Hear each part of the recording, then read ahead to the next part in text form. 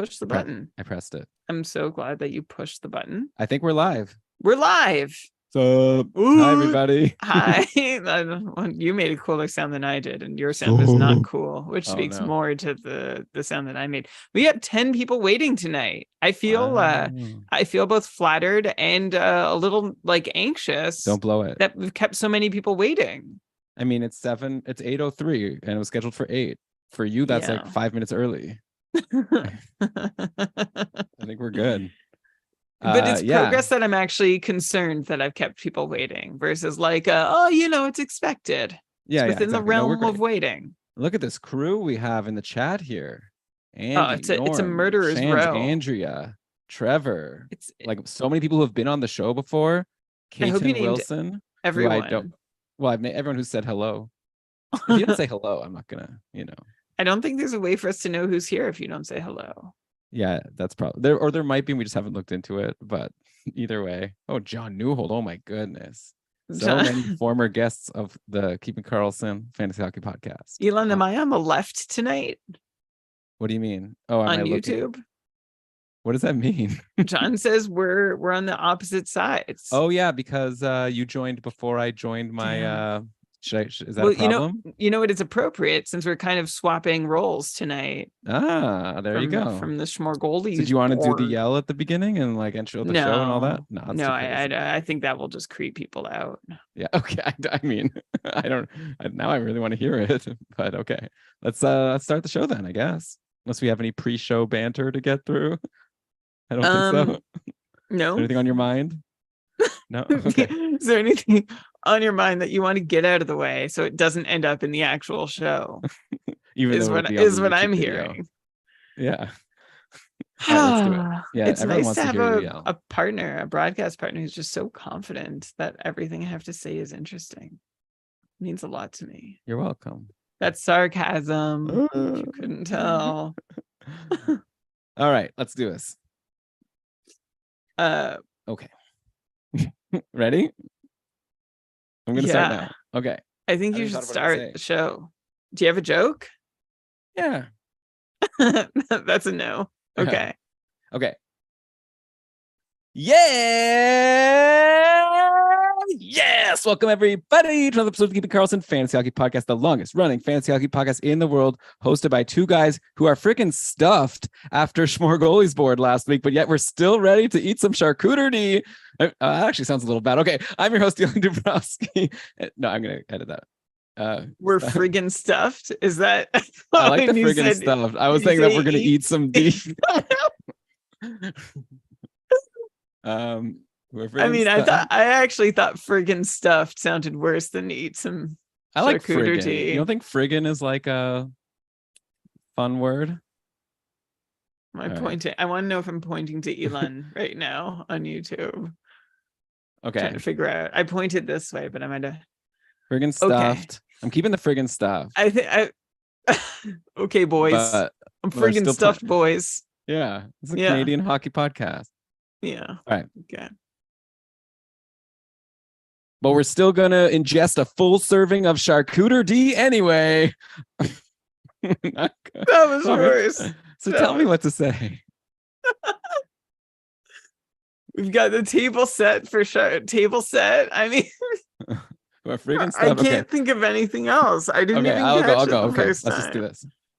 But still have a full table set with some nice CharcuterD ready to feast on some more. I'm your host, Dylan Dubrowski, and with me for this fun episode, a first ever, maybe annual, we'll see how this goes, episode where we're going to tier defensemen. It is my very good friend, the Fantasy Hockey Robot, a guy who's prepared a full slate of defense tiers to present to me. We're role reversing here compared to last week. Okay, this is going to be crazy. It's Brian Comp. Brian, how's it going? It's going so good, Elon. I'm so happy to be here. And yeah, we feasted in Schmorgoldies board last week. Do you know Smorgasbord? I was at IKEA for dinner the other night, and I've never actually looked, or not for a long time, at the definition of smorgasbord, but it's a buffet style meal of Swedish origin. It's got hot meats, cold meats, salads, hors d'oeuvres. It's like a big variety of foods, but it's nibbles. And I think CharcuterD is the perfect way to honor another position that I think we're discovering is worth tiering the exact same way that we tier goalies. And by the way, shout out to our Cupful Ultimate Champion, Ryan, for coming up with the episode title for tonight. All compliments to him. It was not our brainchild, but we have the Swedish version, where Erik Karlsson was born. And now we're talking about the North American or Turtle Island version, CharcuterD. So we've covered everywhere Erik Karlsson has played hockey professionally. Oh, yeah, there you go. Yeah, I mean, theoretically, we could also tier forwards. Then it gets tricky with the multi-position eligibility, unless we tier like every forward. But then it's like our centers with more. So, okay, we'll start with this. Who knows? Maybe we'll be so excited that we'll still end up coming up with more tiering in the future. Brian, before we get into everything, I have so many things I want to say before we even start. But I want to start with this, okay? We did the goalie tiers last week. If anyone who missed that show, come on, please subscribe to Keeping Karlsson. We got a lot of great stuff coming. That's in the feed waiting for you. That was a really fun episode where we talked about every single goalie we're expecting to play next season. We've got like some big interviews coming up. We got Dauber coming later this week. We got Dom Lucian. Got Dom Luschishin, Brian and I still. Anyways, we got a lot. My show with Victor about Calder candidates. You got to be subscribed to Keeping Karlsson. Get that stuff. But speaking of that goalie episode, you could check out the tiers that we ended up coming up with. It's a spoiler, of course, but keepingkarlsson.com/goalies.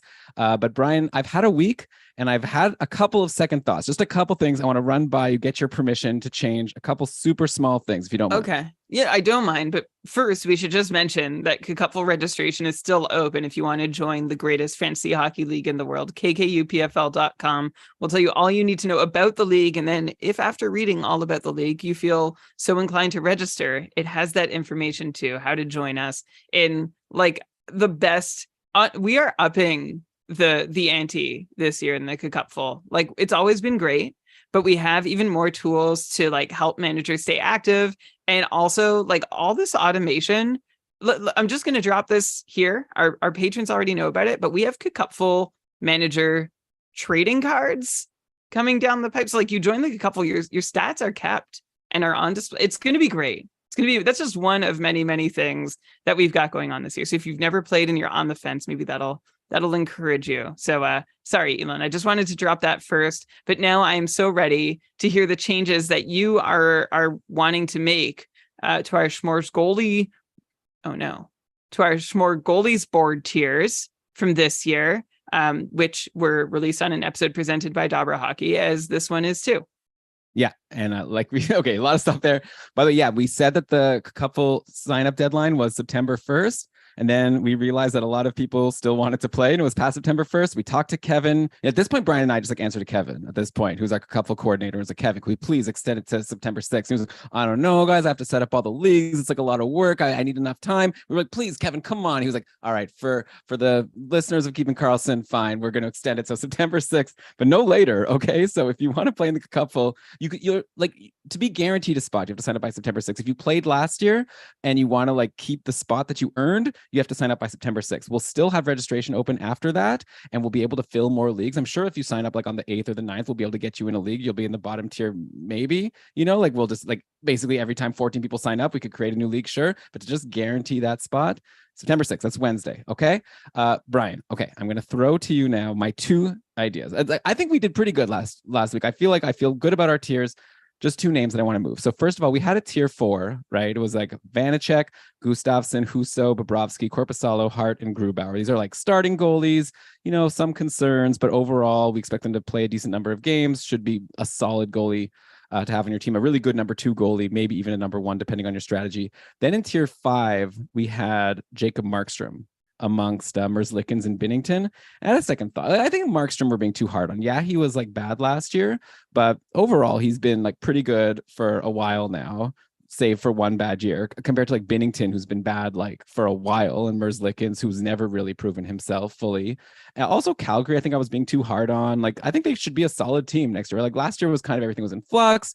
if you think 2 seasons ago, they had like the best D in the league pretty much. And then they like brought in Mackenzie Weegar and somehow it went badly. But I feel like that was more a temporary thing. And we have a new coach. I know the players didn't like playing with the coach. Maybe Huberdeau needs that year to like, get accustomed to playing in this new system. Remember Joe Pavelski when he went to Dallas, he kind of stunk the first year, then was like a lot better the next year. So all of that makes me, and also I was like talking a lot about Dustin Wolf and I do like him a lot, but he still is like the third stringer. So I don't need to be too afraid of him stealing starts, at least next season, maybe in a couple seasons. So for all those reasons, I want to move Jacob Markstrom up to tier 4 from tier 5 with your permission. Okay. So here's the thing about like all you just shared. Like, I think you're shortchanging Jordan Binnington. Like, I know his raw numbers have not been great lately. And that's definitely a problem in his all situation numbers. But like, if we're trying to gauge skill and talent, I feel like Binnington and Markstrom aren't that dissimilar. Like Binnington has actually played above his expected number more often in his career by a greater extent than Markstrom. Markstrom is usually like about average, but in Markstrom's second season in Calgary, he had a really, really great season after the first season, which was none. And that first season followed a few years of being like, yeah, playing roughly as well as an average NHL goalie would given his workload. So I'm not 100%. Like, I used to be sold on Markstrom and I thought he was on the up and up, but now that he's like sort of struggled, I think there was still a lot of like changes to come that have already happened in Calgary to hope that Markstrom can do better. But yeah, Elon, when I'm looking at Markstrom alongside someone like Ville Husso and Carter Hart, I feel like that's probably around where he belongs. And I guess the reason to keep Binnington down in tier 5 is because, he plays in St. Louis, who's I don't expect will do quite as well as Calgary this year. And Binnington has a little more competition coming for his job, whereas Markstrom does down the road in Dustin Wolf, but I don't think it's going to be coming this year unless Markstrom completely falls apart. So I can get with that, so long as we're clear that like Markstrom doesn't have any better track record than a lot of other tier 4 guys like Husso, like Vanacek, like Korpisalo. Like, this is a big mystery tier here. This is the mystery box. If you want to go for it, go for it. But it's a really precarious tier to try and draft a number 1 goalie for. Like, if you nail it, if you like bullseye on the guy you do pick from this tier, good for you. But there's a lot of potential to miss the board entirely, including, I just want to say, like, Joonas Korpisalo. Like, I just keep feeling every part of me that says Korpisalo is going to have a good season is coming completely from a place of like hope. Yeah. Yeah, that's exactly it. There's nothing at all to back up that he will. I mean, there's good last season. But there's really just enough of a sliver to have that hope. That's it. You want to move Korpisalo to tier 5? I don't think so, because I think he's still going to be like, sure volume, which Anderson and Binnington won't be, and Merzlikins might not be. So I think Korpisalo is going to get the lion's share of starts for sure, a lot of opportunities to succeed, and I hope pick up a fair amount of wins. Like, I don't see him as being so different from Ville Husso, who's also had one really good run. Okay, so that's one change. I've moved Markstrom to tier 4. For everyone who was expecting that we were going to start this episode talking about defense, we're getting there, okay? But this is the like the amuse-bouche to our big CharcuterD dish that is coming soon. The other take I have, Brian, I want to throw at you. Did you see that clip of Devin Levi like just preparing for the season and making these like insane saves? I just saw it and I just started like drooling and thinking like, oh, I just feel like he's gonna be so good, and I hate that we have him in tier 6. I feel like I would definitely draft him ahead of like Phoenix Copley. So I don't know, this one needs your permission, but I want to move Devin Levi up a tier to tier 5 because I feel like his like, I know there's like downside because maybe whatever, like he's unproven, but I feel like of all the guys that you're looking at, even tier 4, tier 5, tier 6, I think Levi has like the upside to actually be like better than all of them, because Buffalo should be good. And if he like takes the job, which I think he's good enough to do, he seems like he's just such a great goalie. So I know he's super young. Anyways, I'm asking for permission to move him up from tier 6 to tier 5. So tier 5, again, for everyone listening, is Anderson, Merzlikins, and Binnington. And then tier 6, we had Copley, Aiden Hill, and Levi. I want to put him to tier 5, but I'm not going to fight you. I'm just throwing it out there. You could shoot it down. I mean, it's really huge. Like, it's one thing going off preseason results, and then like there's also like, reporting to camp, best shape of his life, and then there's pre-camp training video. Like, who released this video? Where's it from? His Just agent. Like, did his agent tweet it? Like, I also saw a good one of this guy Voronkov, this prospect that I like. And he was like lifting really heavy weights, and I was like, "Oh, this guy looks so good." We have a Keeping Karlsson Twitch channel that's basically unused. I would watch you watching these videos on our Twitch channel, just like watching your eye. Oh, nice save. Like, but it's not only that. It's like Levi is like just. Oh, anyways, I don't want to fight about it. It's exciting. And you know what? Last year I was pretty excited about Eric Comrie, and then I was excited about Luokkanen, thinking that like one of these guys is gonna have a shot, like to do something great. And both of them kind of had their shots, and neither of them did anything great.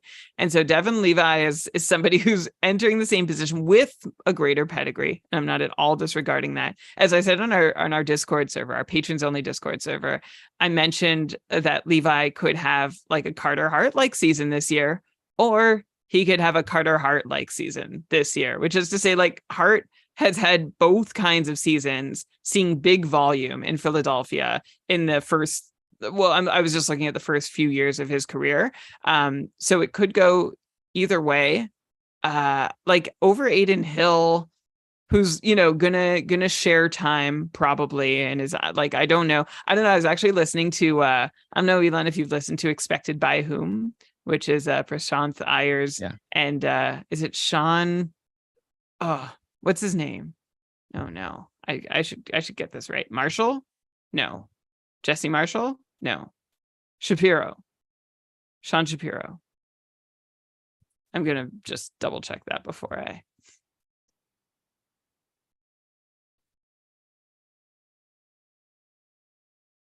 Sean Shapiro. Sean Shapiro. Okay. Prashanth Iyer and Sean Shapiro. And like, I was actually like, I'm catching up. I was listening to one back in June, and they were talking about how Adin Hill like has potential. Like, they liked Adin Hill's potential going into the Cup finals as being like this big goalie who like has the right body type and playing style, but has never really had a shot. Although I disagree that he's never really had a shot. But in any case, their vote of confidence means something to me. So I don't know that I really. Like, Elon, I could see Levi. Like, Levi has like the hype and the buzz and the excitement to like vault into tier 4. I just don't know if that is buzz and hype, or if it's like really rational, reasonable thinking. So you want to leave him in 6? That's fine. I want to leave him in 6. Like a rookie goalie on a team with like not the most solid defense. Fair. And it like still going through like potentially growing pains on their way to becoming a playoff team. It concerns me a little bit. And this is not to say that Levi has no chance of outperforming these tier 4 goalies. Like, my move, instead of putting him in tier 4, would be to just pass on tier 4 and tier 5 and wait to grab Levi as a tier 6 goalie. Yeah, well, it depends if the people in your league have watched that training video. But okay, so Brian, I'm happy with that. And you know what? I'm getting tired of pitching you. I want to, switch the chairs here. I want you to start pitching me on some tiers. So how about let's take a break, and when we come back, Brian is going to present his CharcuterD tiers to me, and we'll see if I'll let it through. I'm going to be the gatekeeper now. So we'll be back soon. All right, we are back. You're listening to Keeping Karlsson, the CharcuterD episode, which we haven't even started. So Brian, let's get right into it. Tell me how you came up with these tiers, and throw me who you have first. Okay, well, I kind of looked at it the same way. So first, we grabbed all the defensemen who are being mock drafted in the Cupful. So in the Cupful, there's 252 players drafted overall. Each manager has 18 players. There's 14 teams. And most teams will have anywhere from 3 to 5 de-drafted. Sometimes some managers like to really go rogue and draft 2. Some will really pile up and draft 6. But the idea here is to figure out when to jump at certainty, the same way we tier goalies, right? So instead of targeting goalies and just following your rankings 1 through 80 or whatever, there aren't 80 goalies, but you have ranked, but you get the idea. You were looking at groups of defensemen. So, if you want a top tier defenseman or a defenseman from a certain tier, a level of reliability, these are the guys that are available. And when the other guys in that tier disappear, that's your moment, if you want, to jump on whoever's remaining in that tier. So what we did is we looked at how defensemen did in the Cupful last year. If you want to see our scoring, it's on cupful.com. So we looked at their fantasy points per game output last year. We looked at their historical output. We also shout out to Dauber and Apples and Genos, whose projections that I use to sort of cross-reference some of my work just to see if it's sort of in line with what everyone else is thinking for next year or whether it's not. And maybe make some adjustments or maybe leave it and be stubborn if my thoughts don't necessarily match up with both or one of theirs. But that's basically the idea. And we also, I'm going to try this, Elon. I don't know how it's going to go, but we had a suggestion from our resident entrepreneur, John Newhold, who former tier 1 participant, former the inventor of the fast track after he won the fast track. It didn't exist the year he won it. Which is like the which is the leaderboard that which is the reward. The fast track reward goes to the number 1 ranked Cupful manager amongst all Cupful managers by points for. That's a way to jump up our Cupful pyramid. Anyway, so he suggested that I actually try and take the CharcuterD analogy like all the way and build a board basically with the players. So I'm going to try and do that. You can forgive me if things are going off the rails, you let me know. But I'm going to actually start with that and say, like, you can build a charcuterie board any number of ways. Like there have to be like a certain elements there. You want your savory, you want your sweet, you want your carb, like you need your spread, like there's a good assortment of things, right? You pick and choose what you want. You might favor one part of the board, you might favor another, but there's some essential pieces of the board that are like make or break, right? And if you go big on these pieces of the board, you might spend less on like the drinks that come with it or dinner, but it's worth it, right? That's your draft capital in the analogy I'm making. But your meats and cheeses are like the star of the board. They're essential to your enjoyment, and you can rely on them to do well. You can rely on them to do well. Oh my gosh.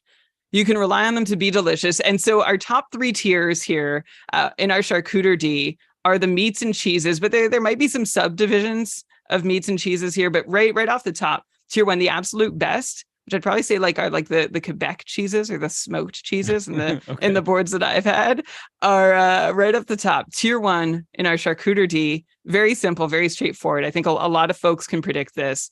Entering the rarefied era of Andrei Vasilevsky and Igor Shesterkin, who have been the mainstays on the goalie side, on the D side. How could we not put Cale Makar and Roman Josi up here? 2 guys who have readily outperformed the league year after year. Roman Josi doing it is kind of like an unsung hero. He's had a bit of a hiccup a few years ago, but he's back, especially since Nashville famously, quote unquote, fixed their power play and mostly fixed it with Roman Josi. Both Josi and Makar are taking a whole bunch of shots. They are getting a whole bunch of power play points. Roman Josi adds some value with his blocked shots too. And that's why Makar and Josi are basically your can't miss options in our CharcuterD alone in tier 1. Elon, do you think one of them doesn't belong, or do you think they need more company? No, I think no. I mean, when we get to tier 2, we can talk about if any of them like deserve to be bumped up, but I definitely think these 2 are like amazing choices. And yeah, it's like if you're getting, I'm going to try to keep this analogy going with you, Brian, but I feel like this is like you're getting like a really like hefty portion of meat like on your charcuterie dish, so that you're not going to be able to draft like Jason Robertson or Brady Tkachuk or whatever, because you're jumping at one of these D instead. So like you're not going to be having such a big entree for your meal because you're really like loading up here, and it could be worth it, right? Especially if you're in a league where there's a lot of D spots and you just want to like just get someone really solid. It's gonna be so much better than the replacement options.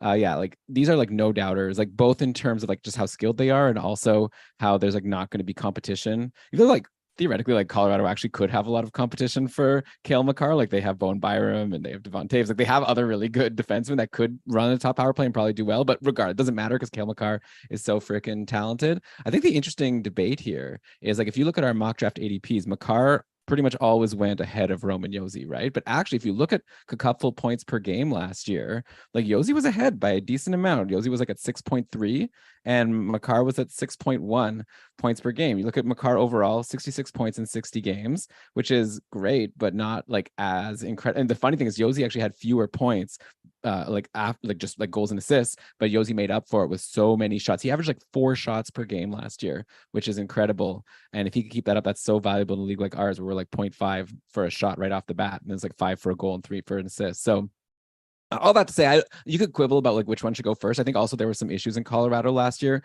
with injuries, and like that might have, and including Makar having his own injuries. So I wonder if you could get Makar at a bit of a deal. I remember last year going into drafts for Cupful, Makar was sometimes going like top 5, top 6 after that Colorado playoff run. And then this year in our mock ADP so far, like Makar has been around like the second round, start like 13th, 14th pick, like around there. So right at the end of the first round, start of the second round, and then you get Josi around 18th. Anyways, I don't know, Brian, do you have a thought of like which one you would take first between the two? Yeah. I would actually, I would practice my tiering strategy, which is I would try and get the second of the two if I could, right? Like whoever goes first, I'll grab the next one. And like, but you can't really do that. I think like normally I agree with you for like any other D we'll talk about later, because like it's gonna be spread out throughout the draft. But this is like literally you're gonna have your first pick, like and that'll be it. 12th overall. You get one shot at both these guys, and it's really hard to not say Cale Makar. In fact, in the chat we have a few people saying like Josi is tier 1.5 and Makar is tier 1. But I have a couple of reasons why Josi is tier 1. And that's because his shots and his blocks, as you mentioned, Elon, like his peripherals are there. So if Makar, and it doesn't happen, but like if these guys ever go cold, Josi has the peripherals to at least keep the floor higher than Makar does. Second, Elon, you mentioned that Josi outperformed Makar in Cupful points last year. Guess what? Josi also did that the year before. Also, Cale Makar tends to get injured. Like he's had some injury troubles over the last couple of years. And I think we're at the point where like it's almost like I don't know if Patrice Bergeron is the right example, but there's some guys that we just expect to play 70 games as the maximum, and hopefully they get there. And I think Cale Makar is one of those guys. There's a few reasons why I could take Roman Josi over Makar, and why I would definitely argue they're in the same tier. But I think I still would take Makar first, just because the upside seems infinite for Makar. And if he misses Roman Josi, it's not going to be by much, and it's still going to be by like a healthy amount over the rest of the D that you could have taken at that spot. So that's where I'm at. I think Josi deserves to be in the same place as Makar, and there is an argument for taking Josi first, but I think Makar is like the more fun pick. Like he's the one worth spending an early, not early. We talked early first round pick last year being an option for Makar. Now I'd say like mid to late. And he's probably the one that I'd reach for before Roman Josi, even though I'm almost convincing myself now that I'd take Josi first, but I wouldn't. Yeah, I think I'd go Makar too, but it's like it might be apples and oranges, or maybe like the thing is Colorado scores like so many more goals, and like if they're like fully healthy next year, obviously minus Landeskog, who knows? Like Makar's the guy who you could expect to like have a couple like 4 or 5 point games throughout the season, and Josi might be harder, especially like Duchesne. Not that Duchesne even helped that much, or Johansson, but Nashville doesn't have like the star power that Colorado has to just like score like 8 goals in a game and then have a defenseman get like 5 points out of them.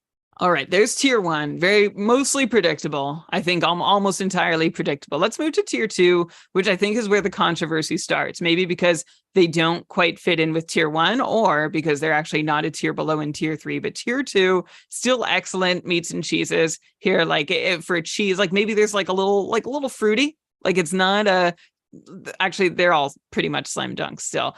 So our 3 tier 2 defensemen are Rasmus Dahlin, Dougie Hamilton, and John Karlsson.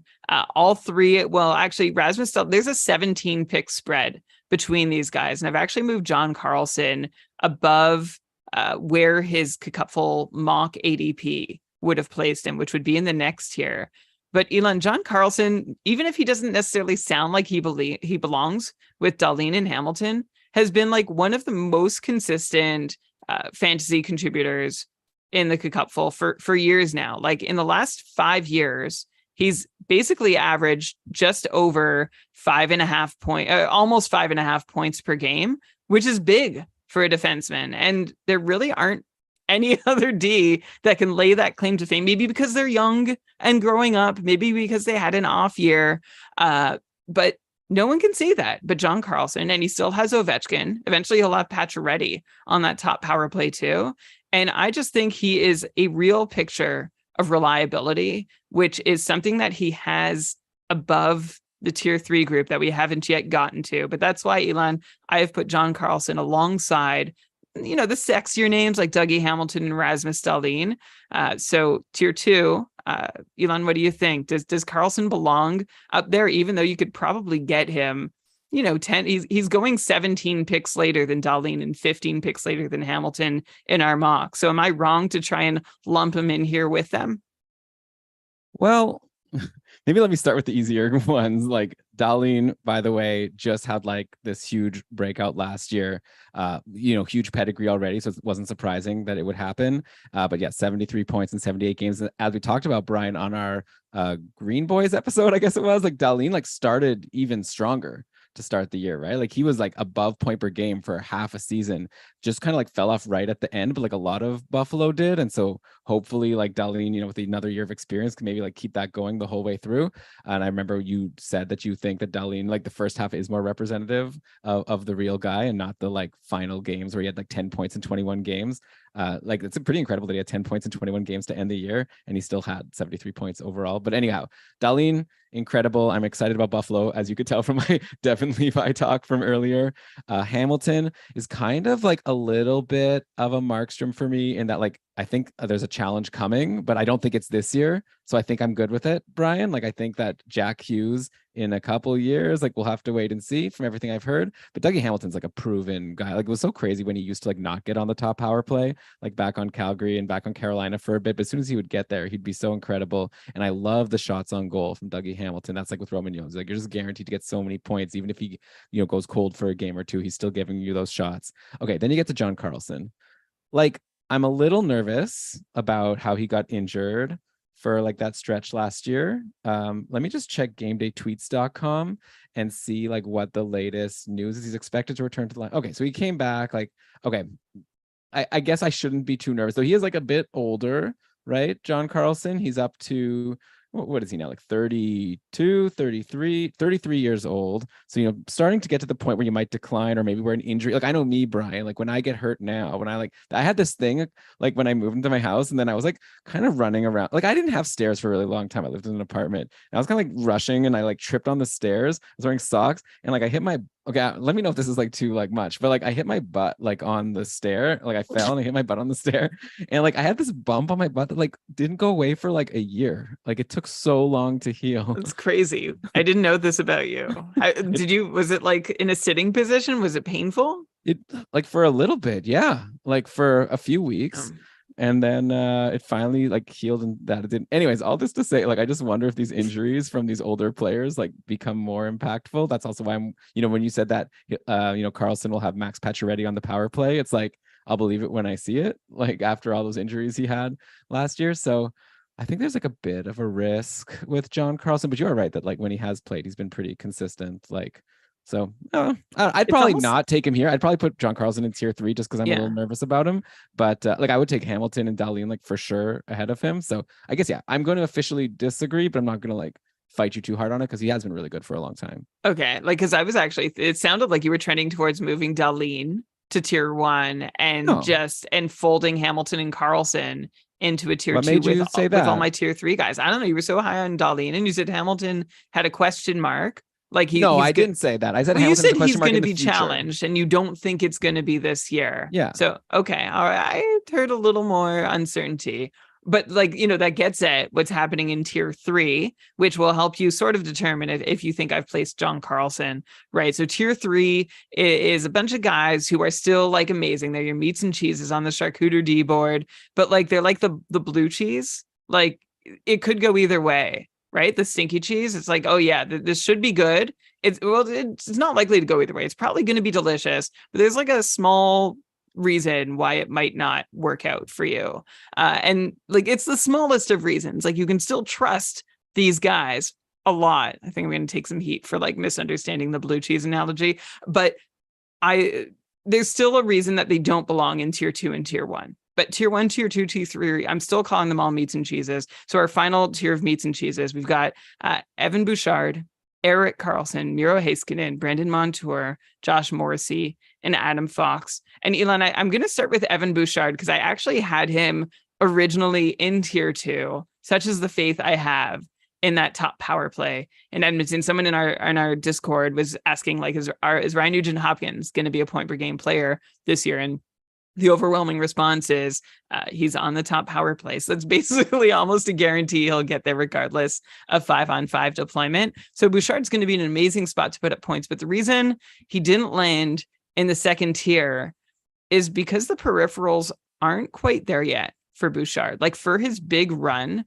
over his last 19 games of the season after Tyson Barrie was traded, Bouchard had 19 points, which is great. But he only had 32 shots, so fewer than 2 shots per game.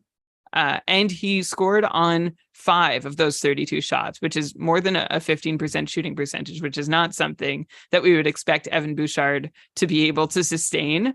In the playoffs, Evan Bouchard's shot rates increased somewhat. He had, it was something like 2.5 shots per game, 29 shots over 12 games. So that's better, but he was still scoring on 14% of his shots. He had 4 goals on those 29 shots while picking up 17 points in 12 games. Like, amazing. So take away all those goals and it's still like, yeah, he's still over a point per game just based on his assists.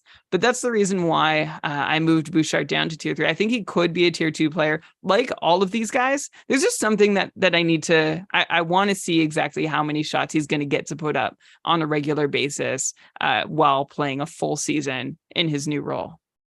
Yeah, I agree with you. I think at the end of the day, like, even though it seems like such a slam dunk and that end of last season was so incredible, we still haven't seen him put together a full season, like putting up elite numbers, you know? So I think it's like we're putting him in a tier with like some really amazing guys who have already had like incredible seasons. So I think it's reasonable to not put him up with like a Dahlin and Dougie Hamilton, who like seem like such sure things, and John Karlsson, I guess. You know, like I think Bouchard, you have him correct here. I think obviously he's like a Devon Levi again. I'm going to mention Devon Levi like 20 more times this podcast. I think like Bouchard has the chance to be like really high, could like, you know, just because Edmonton's power play is insane. And he's like a good player. Like, don't get me wrong. It's like, you know, if Tyson Barrie was still running the top power play, I wouldn't have him in tier 3 because I would expect him to not also play like a lot of time in even strength, whatever. Like, Bouchard gets a lot of ice time. And so he's like getting all this, like, remember Mattias Ekholm, who's never been a huge offensive guy, like without power play opportunities, placed as like a 50-point defenseman on Edmonton when he got there, just because he was like even strength with McDavid and Draisaitl gets you a lot of points. So yeah. All that to say, I'm rambling. Bouchard, I like him where you have him, but let's hear the rest or the next few guys you have for tier 3 here. Yeah, I'll remind you. So I think I read through the whole list, but tell me if there's someone that you don't think you see a flag here for, where I have named that there's a small flag. So you've got Erik let's Karlsson. Hear your flags for each one. Okay, Erik Karlsson. Going to a new team, had a fantastic season last year, and the new team should work out great. But Erik Karlsson's going to a new team, so that's a small flag. And as I've said already, like I expect, he had 101 points last season. I would expect if things regress that he'll be in the 70-ish point range. It's just like, this is, remember, we've talked a lot about Karlsson, so I'm not going to get too deep back into it. But after a couple seasons where, you know, he was still serviceable, like 60 points, and finally like getting back or getting like setting this career high. Obviously, I'm not ready to buy in fully. And if he is just a 70-point player next year, which is what I'm expecting, then I think this is the tier he belongs in. I'm not sure his upside, despite him having 100 points last year, is quite the same as Dahlin and Hamilton, and his reliability is not the same as John Karlsson. Then you have Miro Heiskanen, who put up 76-point pace last season, but doesn't do a lot of hitting, doesn't do a lot of shot blocking, and takes 2.5 shots per game, which is great. But to me, that means that we've about seen his ceiling. Like, I'm not sure we're going to see a whole lot more than the 76-point pace from Heiskanen. In fact, if anything, there's a chance we see a little less, and the peripherals just aren't there to support him very well if that number does go down. And I'm going to say the same thing for Adam Fox, who's also in this tier, who actually takes even fewer shots than Miro Heiskanen. Less than 2 shots per game is what he averaged last year. Never hits, blocks occasionally. And Adam Fox had 72 points last year. Great cupful season, but still, it's almost like, how much more can you do if you're near a point per game and you're still not blowing the doors off? Like, his fantasy points per game were the same, like, just to have a comparison, as Brent Burns. And I'm trying to find someone else who's similar, Victor Hedman, so if the points go away from a cold streak, like, I don't think there's a whole lot of room to grow and a lot of safety net if Adam Fox does go cold. Brandon Montour is there just because of injury. We don't know when he's going to be back. And he's only been on the power play for 1 full season almost. So it's not a sure thing that he's going to end up back there, although I completely expect he will. And Josh Morrissey is there. Well, I shared on our Red Green Boys episode why I still have a lot of faith in Josh Morrissey, but I have concerns around the situation in Winnipeg, how their playing style might change. We don't exactly know how Morrissey's going to be used. And he's only done this again for 1 year. So it sounds like I'm really putting these guys down. But again, they're the meats and cheeses. Don't get mad at me. They're still very close to tier 2, which is very close. Well, actually, there's more distance between tier 1 and 2 than tier 2 and 3. Yeah, so I agree with you that I don't think I want to move any of these guys up. Like, I agree with all of your concerns with all of them. I wanted, like, part of me is like, Brandon Montour, is he too high? Because, like, is it kind of risky? But then, like, I look and he had the most points per game of all of these guys except for Erik Karlsson. He had 5.42, and I'm saying that beats Heiskanen, like, and Fox pretty handily, beats Josh Morrissey even, like, so. I think that we have to leave him there. It's almost like you have Montour, who had like that great upside, but still has, I think, a little bit of a downside, because I still think like Aaron Ekblad like came into the season and we thought he was a sure thing, like top power play guy, and Montour was like, no one was even drafting him, right? And so, like, theoretically that could happen. It would be surprising if like they swap back to that after how last season went. I think it's possible. Like, and then you compare it to the guys you talked about, Brian, like Heiskanen and Fox, which are like the opposite, right? Like, such sure things, like, like, they're not going to do like worse. They're not going to like lose power play time. They're going to get a ton of points, but you said they're limited by their peripherals. So it's kind of like, do you want to go with Montour, who averaged more points last year, but maybe has more question marks? Or do you want to go with like a sure thing like Heiskanen and Fox, who the only question mark is that they don't get enough peripherals to get like a ton of fantasy points? So that it's interesting, but I guess all that said, yeah, I guess we can keep John Karlsson a tier higher. Like, I don't think I'm going to draft John. Like, I'd rather draft like, Heiskanen, like, and wait, like, I'd rather like wait, because Heiskanen has not, like, Heiskanen's top number has not outperformed John Karlsson's. Yeah, like, the idea of these like tiers like, is that you'll never draft. Like, I want the guy in the tier above. Oh, I'll draft that guy before the guys in the tier below him. So you're saying Heiskanen is going to, like, you would draft him before Karlsson? I don't think you let me finish. Like, I was saying, like, I'd rather get Heiskanen later, like, get the value pick of like waiting a little bit and getting Heiskanen, because Heiskanen is 24 years old, right? Like, this is a guy who maybe we haven't even seen maybe he's Darlene and we just, he hasn't done it yet. So, like, I'd rather take that rather than John Karlsson. I think is on the opposite end, right? He's like, I think we've seen the best of John Karlsson and we're hoping he can do it for 1 more year, but I'm like nervous. Like, at some point he's going to fall off. This could be the year. Like, Brent Burns has started to fall off a little bit. It happens to everybody, unfortunately. Brent Burns used to be a guy that we would talk about as like, you pick like 2nd overall in your fantasy draft because of his value over replacement and how many points and shots he got.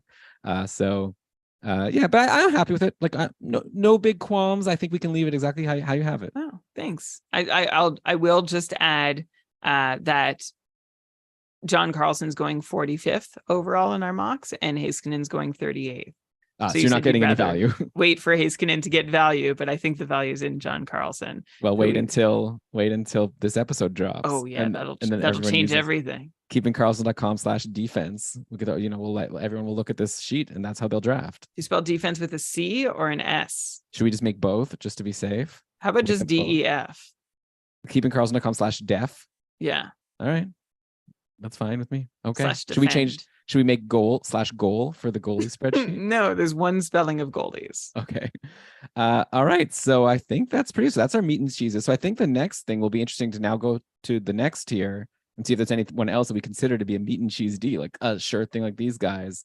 that maybe you didn't put in the right place. So we'll get to them in just a sec. But first of all, Brian, we put a call out on a show like a while back. We said like any listener of Keeping Karlsson, like if you want us, like, you know how we have these like ad breaks where we just sort of say like, you're listening to Keeping Karlsson. And then what happens is the network that we're on like just kind of throws automated ads into those spots. We have no idea what's going to be there. And like Brandon and I like actually talking about things that we like, you know, we're like, if any, especially from a listener and especially a patron of Keeping Karlsson, if someone wants to like promote their business on the podcast, we'd like love that like more, you know. And so we got reached out from a longtime patron of the podcast, Rob. You know him as You Know Who I Am on Discord, except it's kind of tricky to what is it again? UNOHIM, something like that. And then I remember like I was like so confused at first and I didn't even know what it was, and I used to call him like Unihim or something. Then you corrected me finally that I had the wrong name.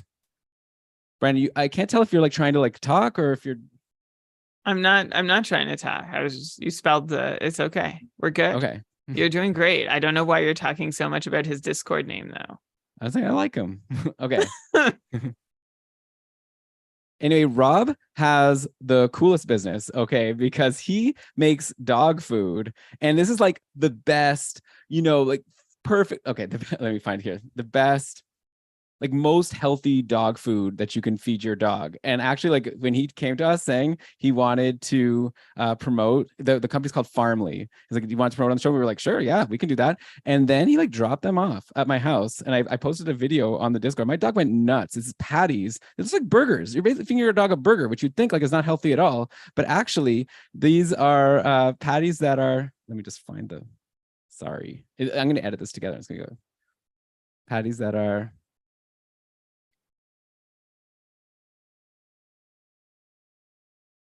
made from only healthy ingredients, Brian, like no preservatives, no chemicals, none of that stuff, right? Like there's like love that went into these patties. And you could like just feed, like he told me like I have a 20-pound dog, I could just feed her like a patty a day. And that'll like satisfy her. Like there's enough calories. So it's incredible. You got to check out Farmly to get these patties. And we actually have an offer for our patrons if they want to try out Farmly. Not even our patrons. We have an offer for our listeners. If you want to try out Farmly, if you go to farmlyk9.ca, so that's Farmly, FARMLY K9.ca, and use the promo code KK50, you're going to get 50% off your first order. That's how confident Rob is that you're going to like. He's an idiot. I mean, I could be calling him an idiot because he came last place in his tier 7 division last year, but what are you doing? Well, but I came 13. I was gonna say, but I came 13th out of 14, so I would never want to do that because then I'd be lumping myself in. But yeah, I think that the deal is too good. Okay, and also Brian, how about this? I want, with your permission, Farmly, the official dog food of the Cupful. What do you think? Can we lock that in? I think we can lock that in. If anyone else has a business that sells dog food, you're out of luck, okay? Because Farmly, my dog loves these patties, and it's done. Farmly, the official dog food of the Cupful. So yeah, check out again, farmlyk9.ca, promo code KK50. You're gonna get 50% off your first order. You got to try it out, okay? Got to try it out. Let me see if there's anything else I was supposed to say. Got to try it out. Also, they manufacture in the East End of Toronto. So if you live around there, you could probably like message Rob in the Discord. Maybe he'll even deliver it to you. I don't know. Anyway, Brian's laughing at me. So I guess I got to get back to the show here. Brian, who do you have on your next tier for our CharcuterD? All right. Well, now I want to put some Farmly patties on our CharcuterD board. Like we could make a doggy CharcuterD board one day, and D stands for dog. There's a whole lot of directions we can go, but I guess I'll go back to the human side of things and move on to tier 4. And tier 4 is where we split into A's and B's, right? Like our Goldie tiers. It depends on what you're looking for, and that what you're looking for might depend on the composition of the rest of your squad so far. Do you have reliable players? Do you have high upside but kind of question mark players? And based on that, or your managerial style, you might go for one flavor of player over another. And so that's why we have a 4A and 4B tier. And I've actually divided these into 2 different charcuterie items here. Let's start with tier 4A, which are the house-made condiments and jams. All right, we're talking your chutneys, your mustards, your like your homemade ketchups, like that's made in restaurant. You know, they always have that kind of like cinnamony taste to them. Like these are like the little flashy items, right? They're splashed nicely on the board, and they could really elevate what you're eating, but they also like aren't guaranteed to elevate. Like they might only do about what a normal kind of like non-fancy restaurant brand would do. So this is where you got to be careful. These defensemen are all going to be on the top power play, but they're still like, I call them flaggy. Like there's still, it's a slightly bigger flag than the D in tier 3, actually maybe a little more than slightly bigger flag, or their upside is more limited. Let me give you an example. You know, I talked about Adam Fox and Miro Heiskanen just not putting up the peripherals to really beef up their upside and save you from losing a week because they've gone cold. Quinn Hughes is another really classic example of this, right? Like all assists. Quinn Hughes was also, remember last year he was supposed to start shooting more. Like we knew he could like dominate in assists and power play assists, which have plenty of value in the cupful, but they're not the whole picture. And last year, Quinn Hughes said he was going to shoot more, and he took almost exactly the same number of shots. In fact, if you played the same number of games, Quinn Hughes would have had the same number of shots because he averaged 2 shots per game again, ending up with 154 shots on the season, which is a career high. But like I said, he had 4 fewer shots in 2 fewer games last season. So exact same averages and shot rates from Quinn Hughes, similar deployment, similar everything. So it's just, you know what you're going to get from Quinn Hughes, but the upside is limited unless he does change his game. So he's one player here in tier 4A where, you know, he might produce even fewer peripherals. So the same number of points as Adam Fox and Heiskanen, but even fewer peripherals to help round out his fantasy points and fantasy relevance. Then you have also in tier 4A our chutneys, mustards, and ketchups, house-made, Zach Werenski, Charlie McAvoy, Noah Dobson, and Seth Jones. So Zach Werenski is here. You know, I feel like he could have been in tier 3 if he had played all of last season, but he didn't.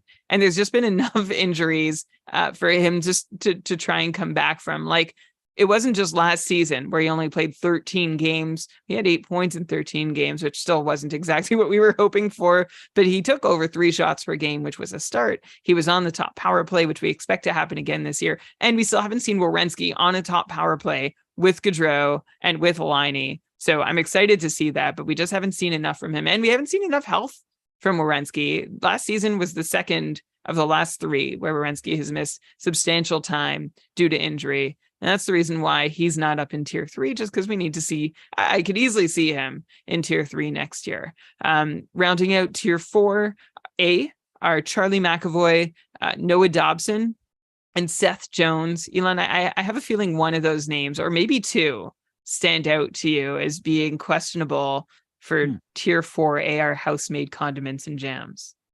I mean, they're all like very interesting names. Like, first of all, Charlie McAvoy, I worry about him not being on the top power play, right? There was a lot of last season where Hampus Lindholm got a shot on the top power play. If you recall, also Dmitry Orlov came. Didn't even Orlov get some time on the top power play? Like, it was just one of these situations where it was really tricky to depend on McAvoy for that.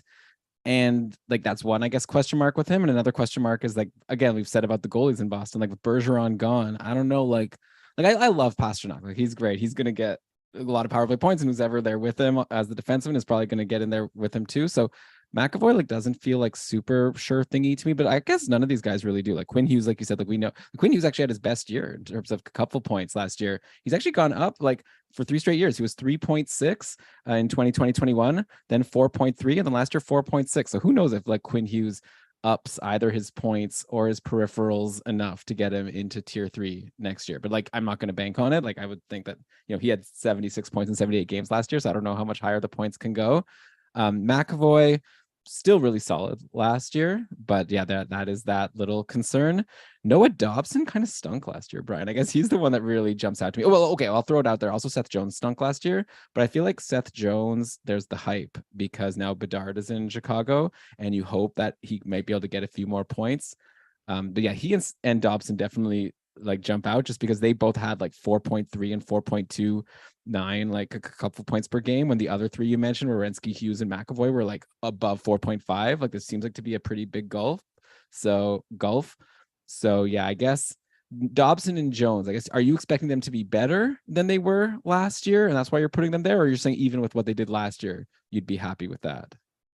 No, I'm expecting better from both of them next year. Like this past year, Dobson took a bit of a step back on the power play in his point production, and I guess I'm banking on it coming back. I think one of the reasons that Dobson's point production went down on the power play was because while he was on the ice, the top unit shot just 11%, compared to 15% the year before, which both numbers are actually low. But to see that Dobson had like a pretty solid season while on a just like a half decent power play, and then a worse season on a bad power play, it gives me hope, honestly, that he can step back up next year. Like he's someone we were really high on, Elon, not all that long ago. And this year, Bo Horvat's in the mix on that power play too. So power play one. Ugh, I shouldn't have made that joke. On that power play too. And Horvat is he's great at shooting on the power play. He's a big weapon to add to the mix there. And that's one reason why I'm hopeful that Noah Dobson can grow. Also, he was shooting a little more last year, even though he saw a little less ice time. So I'm wondering if maybe he can reclaim a little more of his shots as well. The telltale moment will be when I go through the lower tiers and you're like, oh yeah, that sounds more like Noah Dobson. Like I can see an argument for putting him in the group that I have listed as tier 6. But I think just the fact that Dobson has been as good as Charlie McAvoy and as good as Seth Jones before. And I think he can do it again. So I'm expecting a step forward from him and Seth Jones. Well, you already said it. I'm expecting like Connor Bedard and Taylor Hall to have an impact on Jones's numbers in Chicago. Like I think they're going to have still a really bad team, but it might be a little more rounded last year when it was just Patrick Kane and absolutely nobody else at all. Like they even have a Taylor Radish in Chicago coming back. So, that's a reach. I was going to say he's had some power play success before, but Lucas Reichel's in the mix too. He'll be another year older. So I just think that top power play might be a way for Seth Jones. And we've seen in seasons that Seth Jones quarterbacks the top power play, he can step it up. He's not like an all-world player, even with that top power play deployment, or at least hasn't shown himself to be yet, but he can get there. And like Dobson, Jones takes 2.5 shots per game, but unlike Dobson, Jones hits a decent amount too, more than anybody else in this tier, and also blocks as much as anyone else in this tier.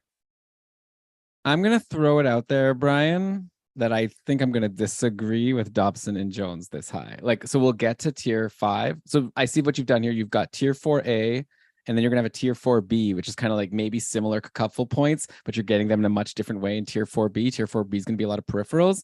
And then I think I would probably then you're going to get to a tier 5, which is back to like the guys you like for their like offense.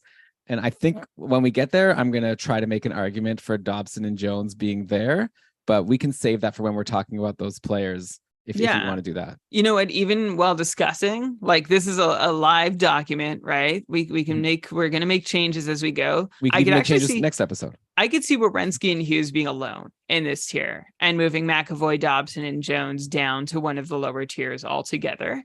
But I'm down for that.